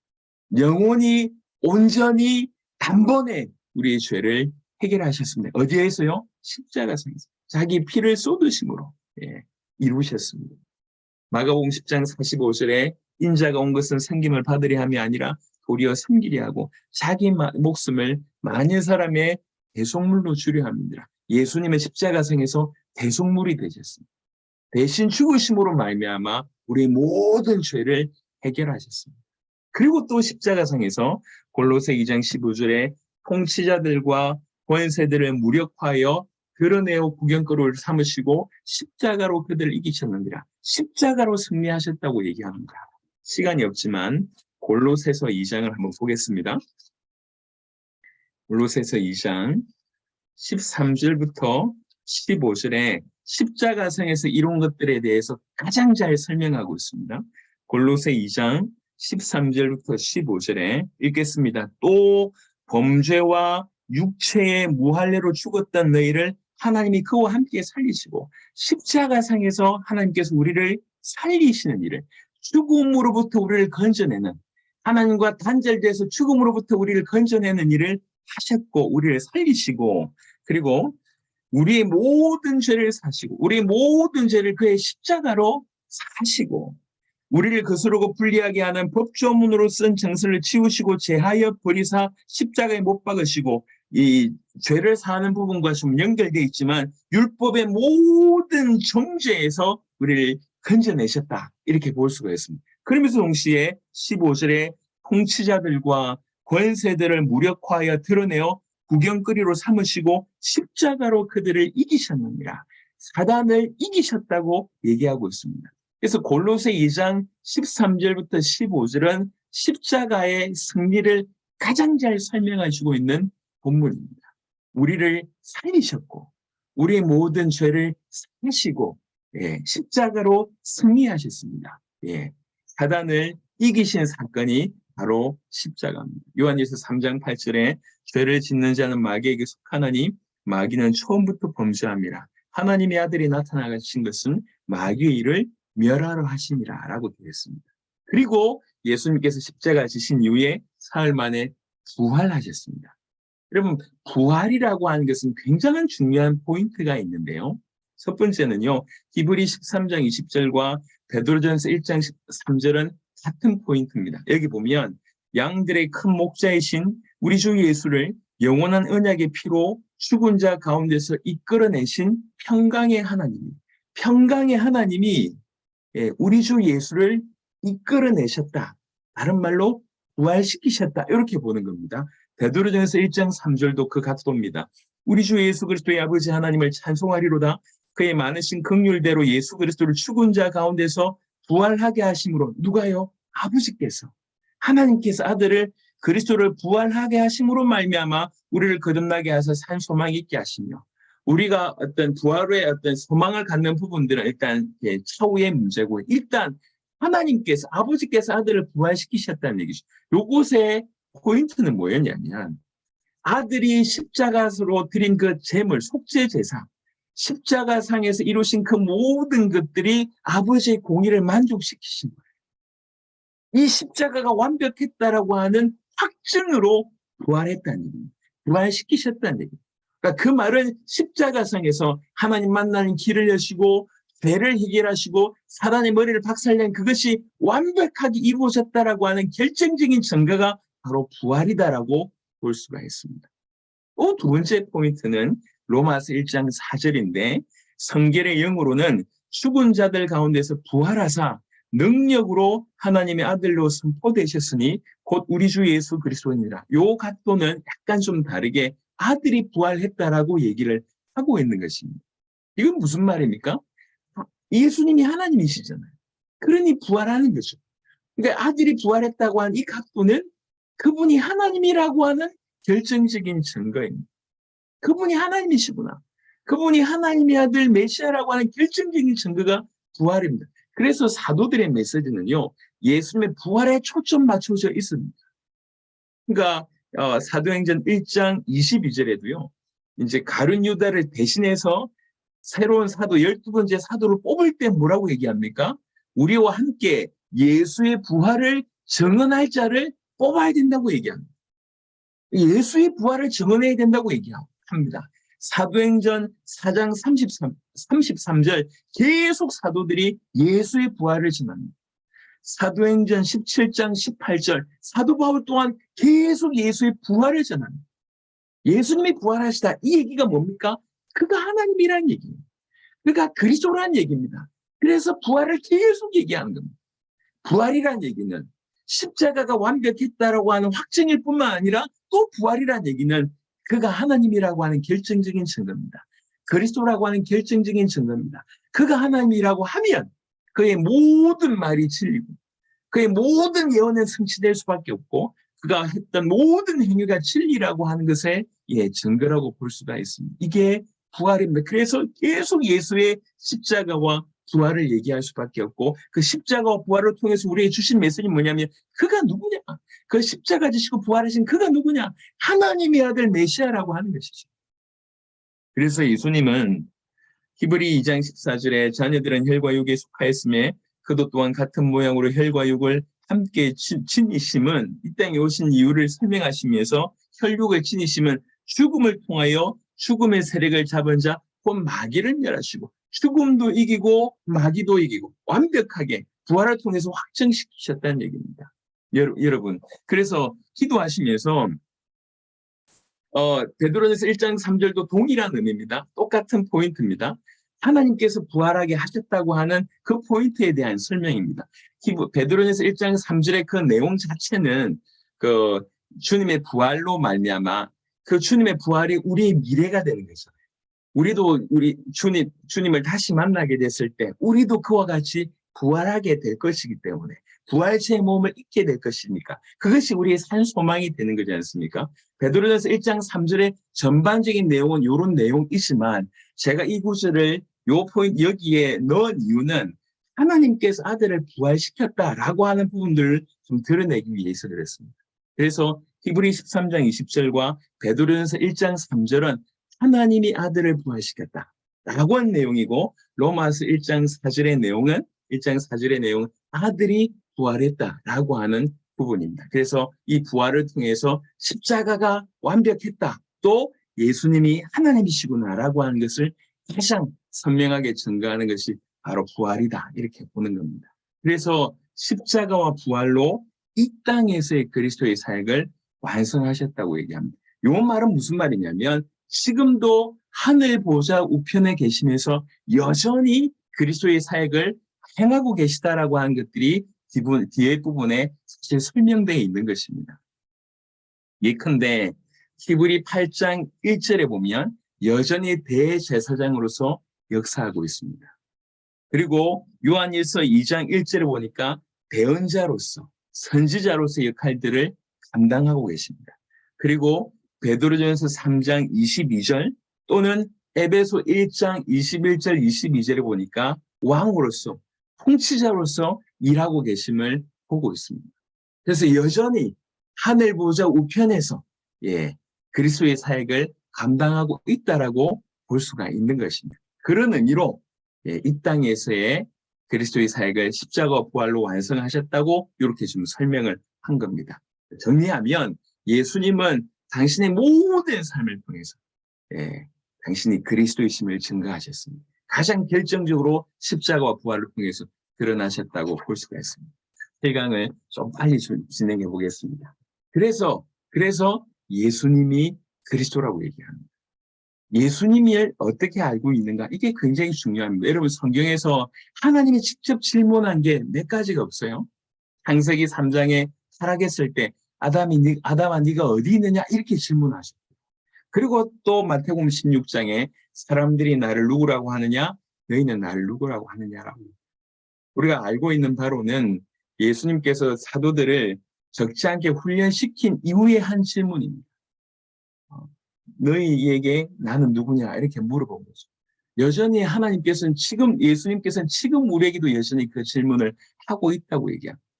사람들이 누구냐, 나를 누구라고 하느냐 물어봤을 때 사람들의 대답이 세례요한, 엘리야, 어떤 이는 예레미야나 선지자 중에 하나라고 합니다. 여러분, 이분들의 공통적인 특징은 뭐냐면 죽었다는 거예요. 그때 당시에 이스라엘 백성들의 어떤 사상이나 문화 중에 하나가 뭐냐면 죽은 자가 다시 살아나면 엄청난 능력을 행한다. 이런 게 있는 거예요. 그러니까 예수님께서 엄청난 능력을 행하는 거 보니까 죽었다가 살아난 자다. 라고 하는 그런 의미가 있는 겁니다. 그래서 세례요한, 엘리야, 예레미야 다 이미 죽었던 선지자 아닙니까? 그분이 다시 살아났다. 이렇게 이제 해석을 하는 겁니다. 그때 그 당시 문화로 볼 때 하여튼 특별하다. 기적을 행하는 거 보니까 저렇다. 이렇게 그 정도 이해를 했는데 각각이 특색이 있지 않습니까? 세례요한은 많은 회개를 외쳤고요. 적지 않은 백성들을 이렇게 좀 주도했던 그런 역할들. 그러면서 동시에 왕이라도 이렇게 집권자인 왕이라도 대놓고 그 허물을 비판할 정도의 인물이었습니다. 어떻게 보면 사회운동하거나 정치하거나 이런 모습들이 좀 보여집니다. 그리고 엘리야는 굉장한 능력의 선지자다. 또 반대로 예레미야는 굉장히 눈물의 선지자 않습니다. 또 선지자는 하나님 말씀을 전하는 인물입니다. 예수님에게 이런 모든 모습이 있었습니다. 근데 사람들은 그 중에 일부만 본 거예요. 예수님의 모습을 보니까 세례요한 같거든요. 예수님의 모습 보니까 엘리야 같거든요. 근데 예수님을 세례요한이라고 믿으면 구원 없습니다. 예수님을 엘리야라고 믿으면 구원 없습니다. 예수님을 선지자라고 믿으면 구원 없습니다. 예수님을 예레미야라고 믿으면 구원 없습니다. 예수님을 보고 그렇게 믿는다고요. 오늘날도 그럴 수 있습니다. 우리는 예수 그리스도 믿는다고 얘기하지만 사실상은 예수 그리스도를 엘리야처럼 믿는 경우들이 많습니다. 요즘에도 보니까 이게 이제 그 좀 기적 행하고 예언 좀 하고 이런 분들이 굉장히 많더라고요. 분명히 은사 중에 그런 일이 벌어지지만 자칫 잘못하면 예수님을 그런 식으로 믿는 경우들이 너무 많은 것 같아요. 위험합니다. 예. 예수님을 어떻게 알고 믿는가? 그게 가장 중요한 문제입니다. 우리도 예수님을 우리 믿고 싶은 대로 믿을 수 있다면, 만약 믿는다고 한다면 예수님을 세례 요한이나 엘리야나 예레미야나 선지자 중에 하나로 믿는가 하고 별반 다를 바가 없습니다. 그래서 우리는 정확하게 예수님을 그리스도라고 믿어야 됩니다. 예수님을 기름 부음 받은 자로 믿어야 됩니다. 예수님께서 십자가와 부활로 그리스도의 일을 이루신 그리스도라고 믿어야 됩니다. 예수님은 십자가와 부활로 우리를 사단의 손아귀에서 건져내고 우리의 모든 죄를 해결하고 하나님 만난 길을 여신 메시아라고 믿어야 됩니다. 다른 말로 예수님은 우리 인생의 모든 문제 중에서 문제 가운데서 우리를 구원하신 그리스도라고 믿어야 됩니다. 그래서 예수님을 그리스도라고, 그런 그리스도라고 진실로 믿는다고 하면 나를 사단의 손아귀에서 건져냈고 나의 모든 죄를 해결했고 나로 하여금 하나님 만나게 하여 하나님이신 그분이 나와 동행하신다고 하면, 여러분 객관적으로 생각해 보세요. 만약 이런 일이 진실이라고 하면 우리 인생에는 문제가 더 이상 문제가 있을 리가 없습니다. 어떤 것도 사실은 문제가 되지 않습니다.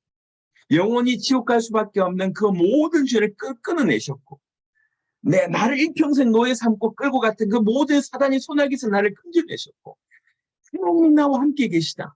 하나님이 나를 끌고 가시다. 나와 동행하고 계시다. 무엇이 문제되겠냐? 우리가 예수님을 그렇게 믿는다고 하면, 그렇게 그리스도라고 믿는다고 하면 어떤 것도 문제가 될 수 없습니다. 우리 과거가 끝이 났고 지금은 우리 주님과 동행하고 우리 미래는 영원한 하나님의 나라예요. 그래서 우리는 예수님을 진실로 그리스도라고 믿어야 됩니다. 이 그리스도이신 예수님은 하나님의 아들이신다. 요게 좀 왜 알고 있는 내용인데 왜 이렇게 반복했냐면, 여러분 이게 똑같은 그리스도라고 하는 단어를 쓰지만 다른 의미를 가지고 있는 경우들이 많습니다. 무슨 말이냐면 유대교에서 그리스도는요, 기름 부음 받은 자 맞습니다. 하나님이 선택한 사람 맞습니다. 하나님이 구별된 사람 맞습니다. 왕이며 선지자며 제사장이 맞습니다. 하지만 유대교에서 얘기하는 그리스도는 절대로 하나님일 수 없습니다. 그냥 인간, 하나님이 선택한 인간일 뿐이에요. 인간일 뿐입니다. 왜 그러냐면 그냥 여호와 유일 사상을 가지고 있기 때문에, 삼위일체, 유대교가 기독교를 저렇게 반대하는 이유는 삼위일체 교리 때문에 그렇습니다.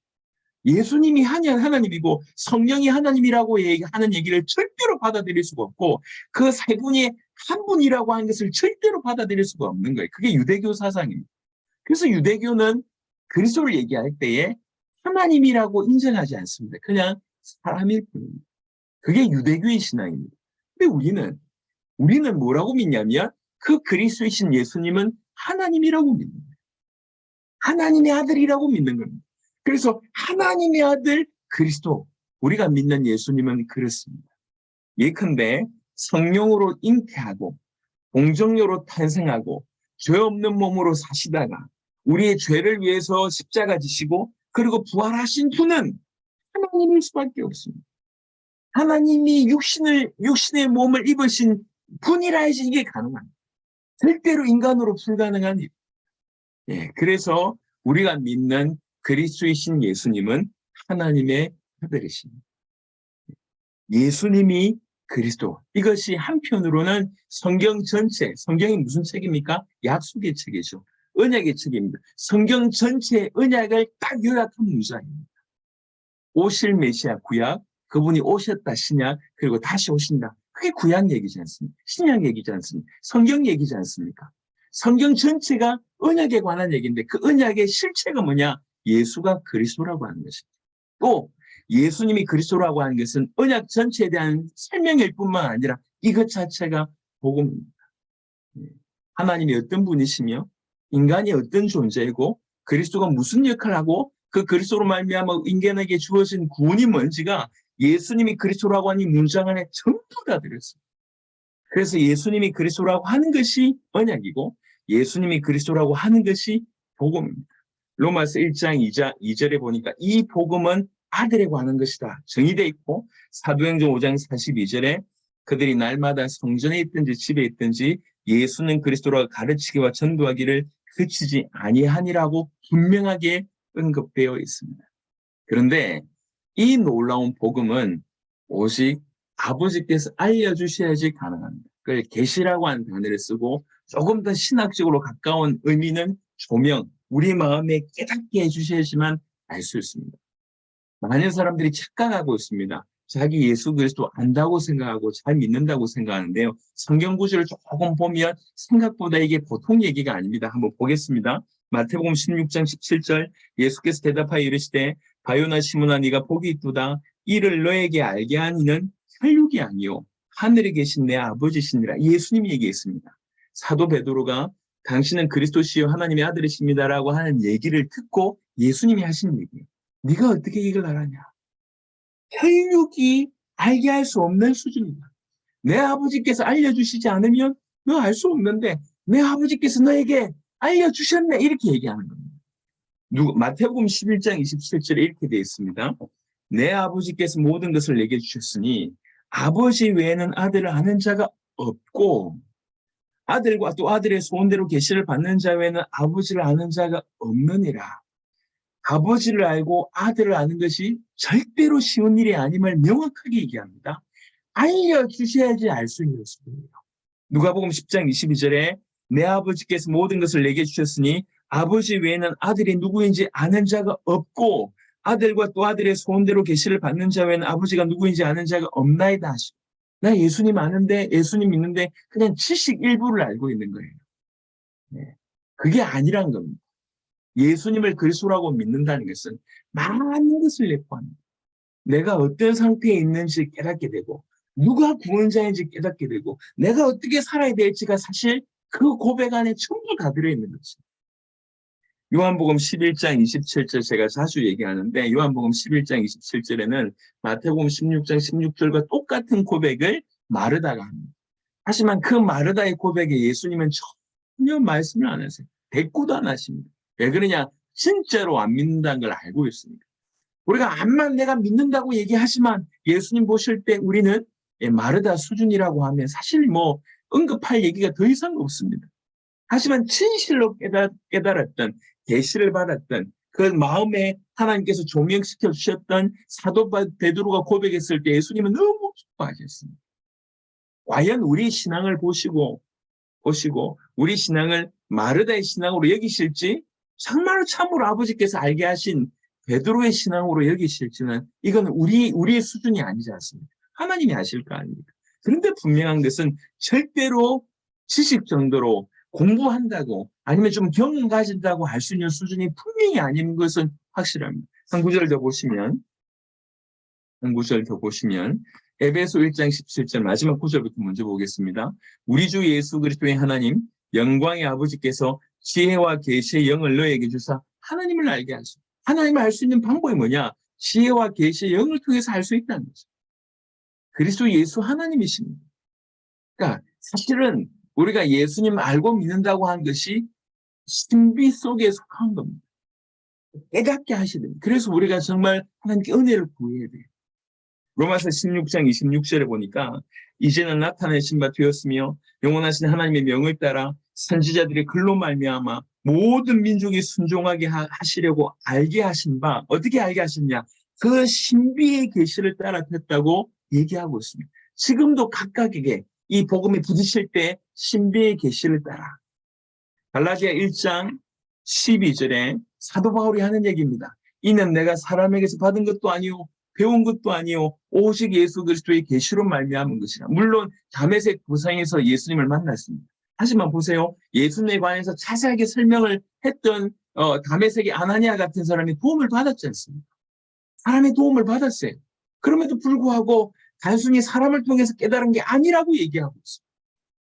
아버지께서 예수 그리스도의 계시로 말미암아만 됐다고 얘기합니다. 갈라디아 3장 23절에 믿음이 오기 전에는 율법 아래 메인바되고 계시될 믿음의 때까지 갇혔느니라.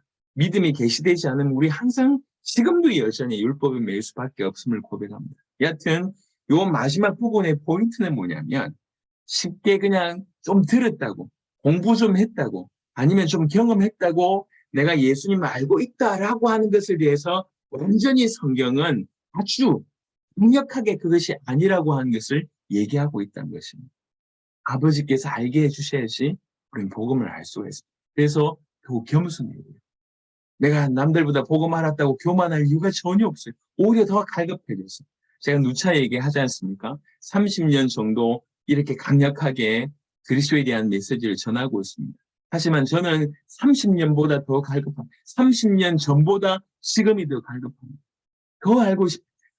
예수님께 가까이 가면 갈수록 이분이 너무 크다라고 하는 만물이 그로 말미암고 그를 위하여 창조된 그 그리스도가 너무 커져 보이니까 더 모르겠어요. 그래서 더 갈급합니다. 저는 이게 정상이라고 생각합니다. 여러분들도 마찬가지. 우리가 교만할 여지가 전혀 없어요. 폐일은 하고 예수님이 그리스도라고 성경은 얘기하고 있고요. 예수님이 그리스도이심을 믿게 하려고 성경이 기록됐다고 얘기하고 있습니다. 그렇다고 하면 우리는 예수님을 그리스도라고 진실로 믿어야 됩니다. 예수님이 그리스도라고 하는 말이 뭐냐? 지난 시간부터 지금까지 그 얘기를 계속 해왔습니다. 누구든지 그리스도의 의미를 정확하게 알고 예수님을 그리스도로 진실로 믿게 된다고 하면 그 의미를 조금만 묵상해 보면 지금처럼 세상의 여러 가지 문제에 그냥 넘어지는 인생으로 겨우 응답받기 위해서 발부둥 치는 인생으로 더 이상 우리는 살아갈 수가 없습니다.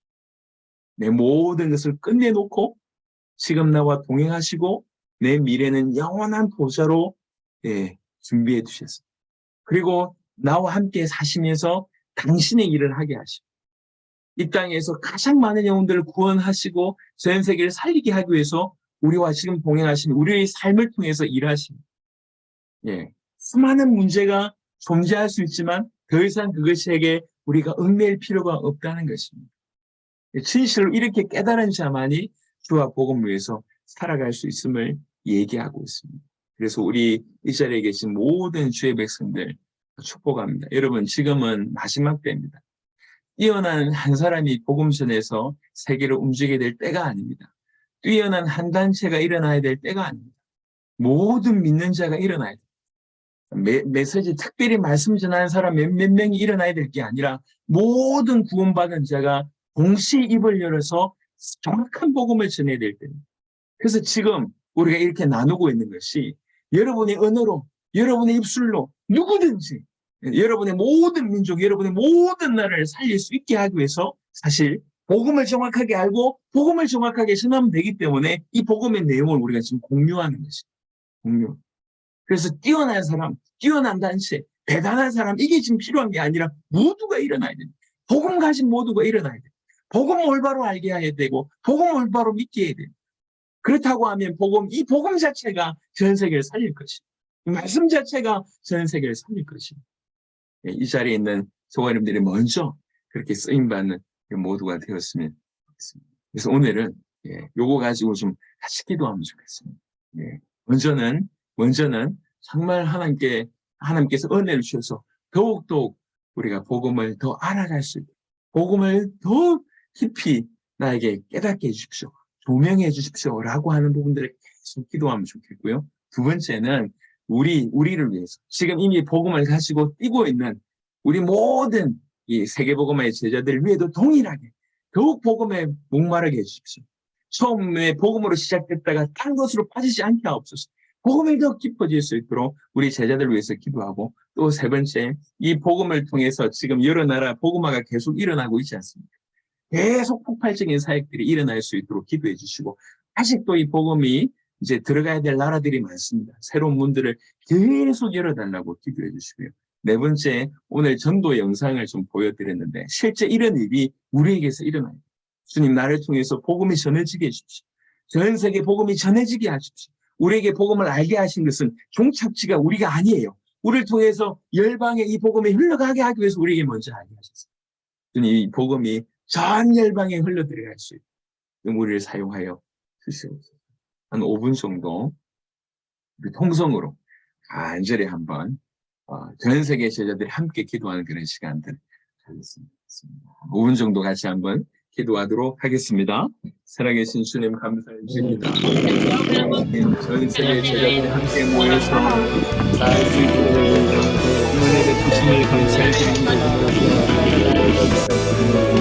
하나님 그 복음을 하여 주옵소서. 더욱 지식되게 하여 주옵소서. 역사해 주시기를 주님 우리를 인도하여 왜 그런 능력이 주옵소서. 그리스도와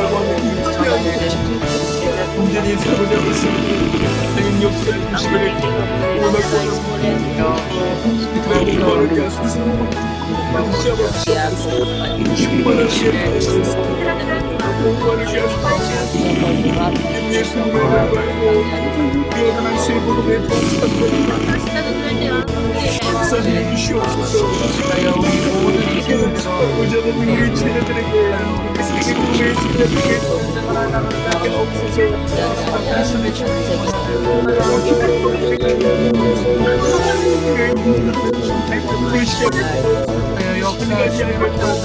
역사해 주시기를 구하며 또 예수의 목마르고 복음의 마음과 목마르며 우리 뜻의 목마를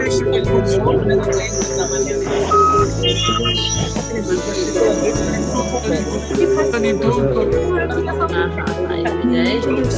그들의 그 성령의 충만함을 주여 허락해 주셔서 받을 수 있도록 역사해 주시옵소서. 아버지 하나님을 기도합니다. 아버지 하나님 열반 인생을 아버지 하나님 복심이라 모든 나라들이 살아가게 해주시옵소서. 강구하고 기도하며 반대되는 마음이 왜 일어나시옵소서. 복음입니다. 자신의 때 이 결과를 일어나게 하여 주옵소서. 이런 친구들로 깨 수 있도록 자리 주시옵시며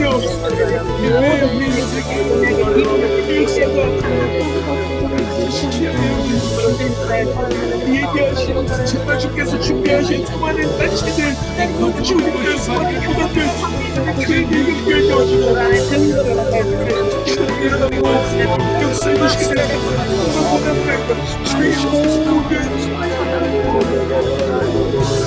특별한 허락해 주옵소서.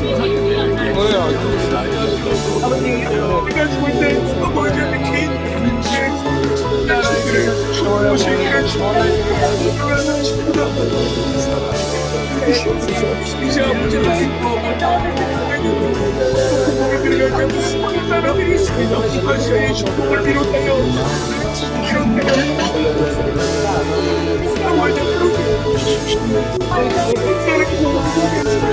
주님의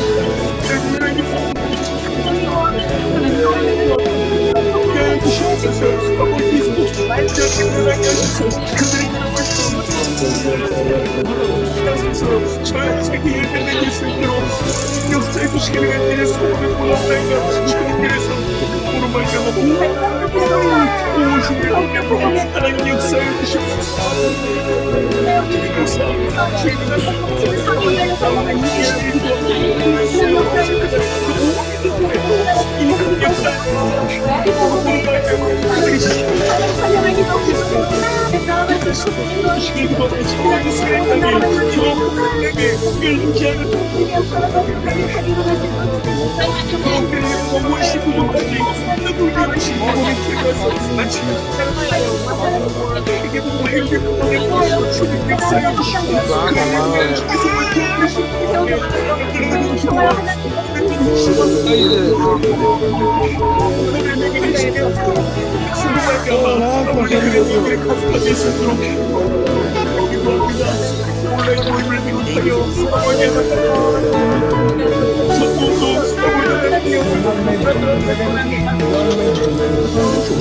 주님 모든 단체 모든 조직 모든 개인들을 역사에 주옵소서. 우리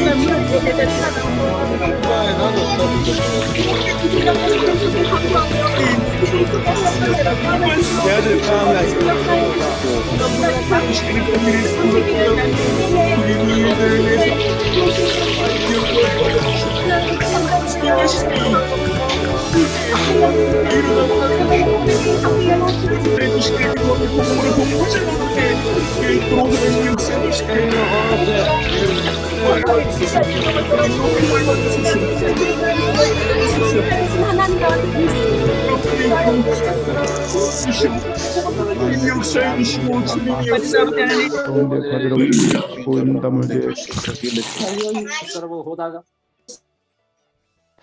예수님의 이름으로 기도합니다. 아멘. 오늘은 우리 신년 말씀 사경의 2일차입니다. 우리 수요일 날, 목요일 날 앞으로 이틀 정도가 더 남았습니다. 우리 계속 진행되는 우리 성경 신년 사경회를 통해서 더 많은 분들이 복음으로 하나가 되어지고 또 많은 분들이 복음이 깊어질 수 있는 중요한 시간이 되어야겠습니다. 이미 참여해서 아시겠지만 우리 영어, 스페인어, 불어, 중국어, 한국어로 지금 통역이 되고 있습니다. 진행하면서 아쉬운 것은 이거 비사야어로 들어온 분들이 계셔서 녹화했으면 좋았을 걸 생각을 또 뒤늦게 하기도 하는데요. 어쨌든 계속 나아지는 그런 모임이 되어야겠습니다. 특별히 주변에 말씀을 들어야 될 동역자들과 참석할 수 있는 지인들이 있으면 초청해서 말씀을 들을 수 있도록 삼으시면 더 좋을 것 같습니다. 남은 시간도 더 참여하셔서 집중적으로 말씀을 듣는 가운데 더 복음이 계시되어지는 귀중한 시간이 되어야겠습니다. 네, 목사님 나오셔서 마무리하시고 우리 축도로 모든 순서를 마치도록 하겠습니다. 우리 세계 여러 나라에서 또 들어와 주셔서 감사하고 오랜만에 또 뵙는 얼굴도 있어서 너무 반갑습니다. 이번에 신년 사경회를 진행하게 된 이유는 각각이 복음을 전하고 있지만 조금 중요한 부분들은 중요하게 다루는 부분이 필요한데 그냥 이제 교재만을 가지고 하면서 본인이 이해한 수준으로 정리하는 경우들을 많이 봤습니다. 그래서 좀 도움이 필요하겠다. 요거 하나 하고요. 또 이제 온라인 사역보다는 이제 엔데믹이 되면서 이제 오프라인 사역들로 많이 커지는데 사실 온라인으로 전 세계가 모여서 이제 복음을 전할 수 있는 것은 굉장히 유익합니다. 그래서 해마다 연초에는 이렇게 제가 직접 메시지를 풀어내는 것이 필요하겠다. 그래서 불특정 다수가 이 복음을 이해하는 데 좀 필요하겠다 싶어서 그 두 가지 이유 때문에 사경회를 진행했고요. 이번에는 이제 짧은 시간에 다뤄야 되기 때문에 어떻게 보면 좀 12강의 가이드 같은 그런 역할로 좀 기도하고 있습니다. 이미 메시지를 전해보시면 알겠지만은 이 후반부에 가면서 계속 점진적으로 쌓여진 내용들로 배경에서 또 풀어내기 때문에 또 내일과 모레 부분들도 이렇게 같이 인도를 받으시면 좋겠습니다. 내일은 이제 8, 9, 10 요 세 강을 전할 거고요. 그 다음에는 이제 성경의 전도와 주님의 재림에 관한 마지막 두 강의를 마지막 날에는 전하려고 지금 기도하고 준비하고 있습니다. 무엇보다도 여러분들에게 큰 도움이 있었으면 좋겠고 엔데믹 이후에는 제가 이번에 필리핀 가서도 확인했는데 정말 하나님께서 사람의 마음과 많은 것들을 준비하셨다고 제가 확인했습니다. 예, 예를 들면 필리핀 같은 경우에는 필리핀 전역에 목회자들이 모임만 딱 한 번만 진행된다 그러면 필리핀 전역을 충분히 강타할 수 있겠다 이런 생각이 제가 들더라고요. 모든 나라가 아마도 그런 때가 되어졌지 않았나 싶습니다. 더욱 폭발적인 이 복음의 증언의 역사가 일어날 것입니다. 이 일에 여러분들이 정말 주도적으로 귀하게 쓰임받되 주님 오실 때까지 끝까지 신실하게 쓰임받았으면 좋겠습니다. 여러분 만나서 너무 반갑고 여러분들과 이 모임을 갖게 돼서 너무 감사합니다. 축도하겠습니다. 우리 주 예수 그리스도의 은혜와 하나님의 사랑과 성령의 내주인도 교통 역사하시니 진실로 이 복음으로 전 세계를 복음화하여 주님 오실 길을 준비하고자 하는 모든 주의 백성들 머리 위에 지금부터 영원토록 항상 함께 계실지어다. 아멘.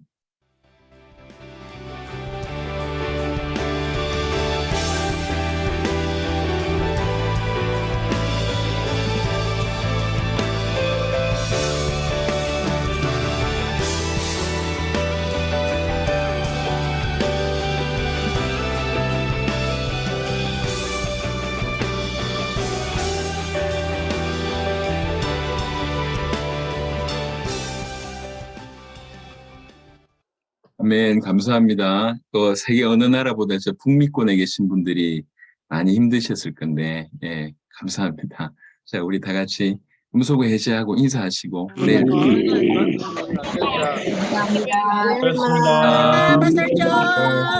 네, 감사합니다.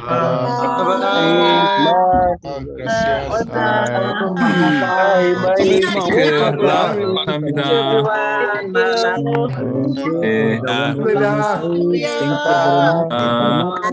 네, Maranatha, Maranatha.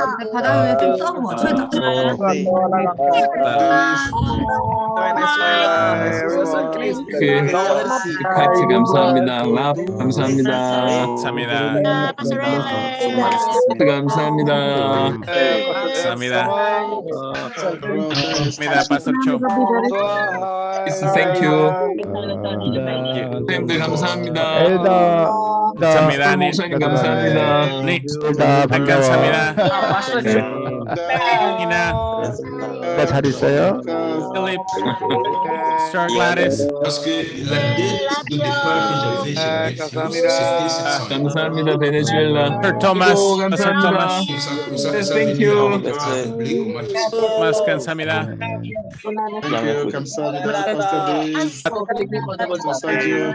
감사합니다. 스리 감사합니다. 2018, 아멘. 감사합니다. Pastor Angel. Pastor Angel. mais j'ai déjà payé. Brazo, Pastor Angel. angel, 글래디스. angel, 파스터. 양해 감사합니다. 감사합니다.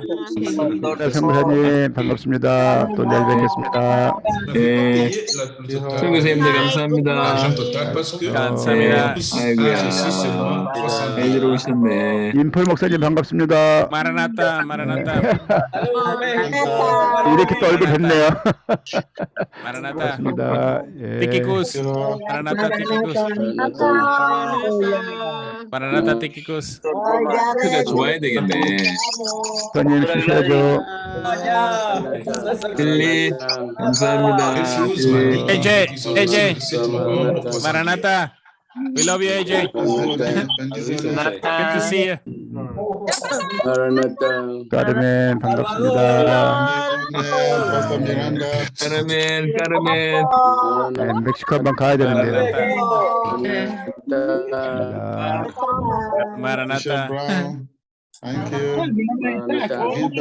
헬렌, 땡큐. 길버트, 땡큐. 이달고. 길버트, 이달고, 땡큐. gracias. AJ. 베네수엘라가 들어왔네요. Brother AJ. Normalement, c'est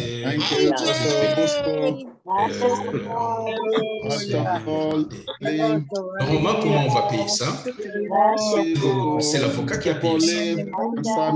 윤건준 선교사님 한마디 하시죠. 감사합니다.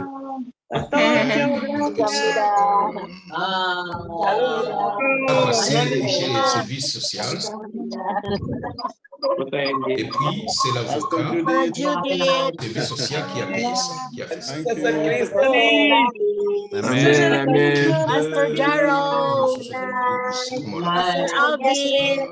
En irlandais.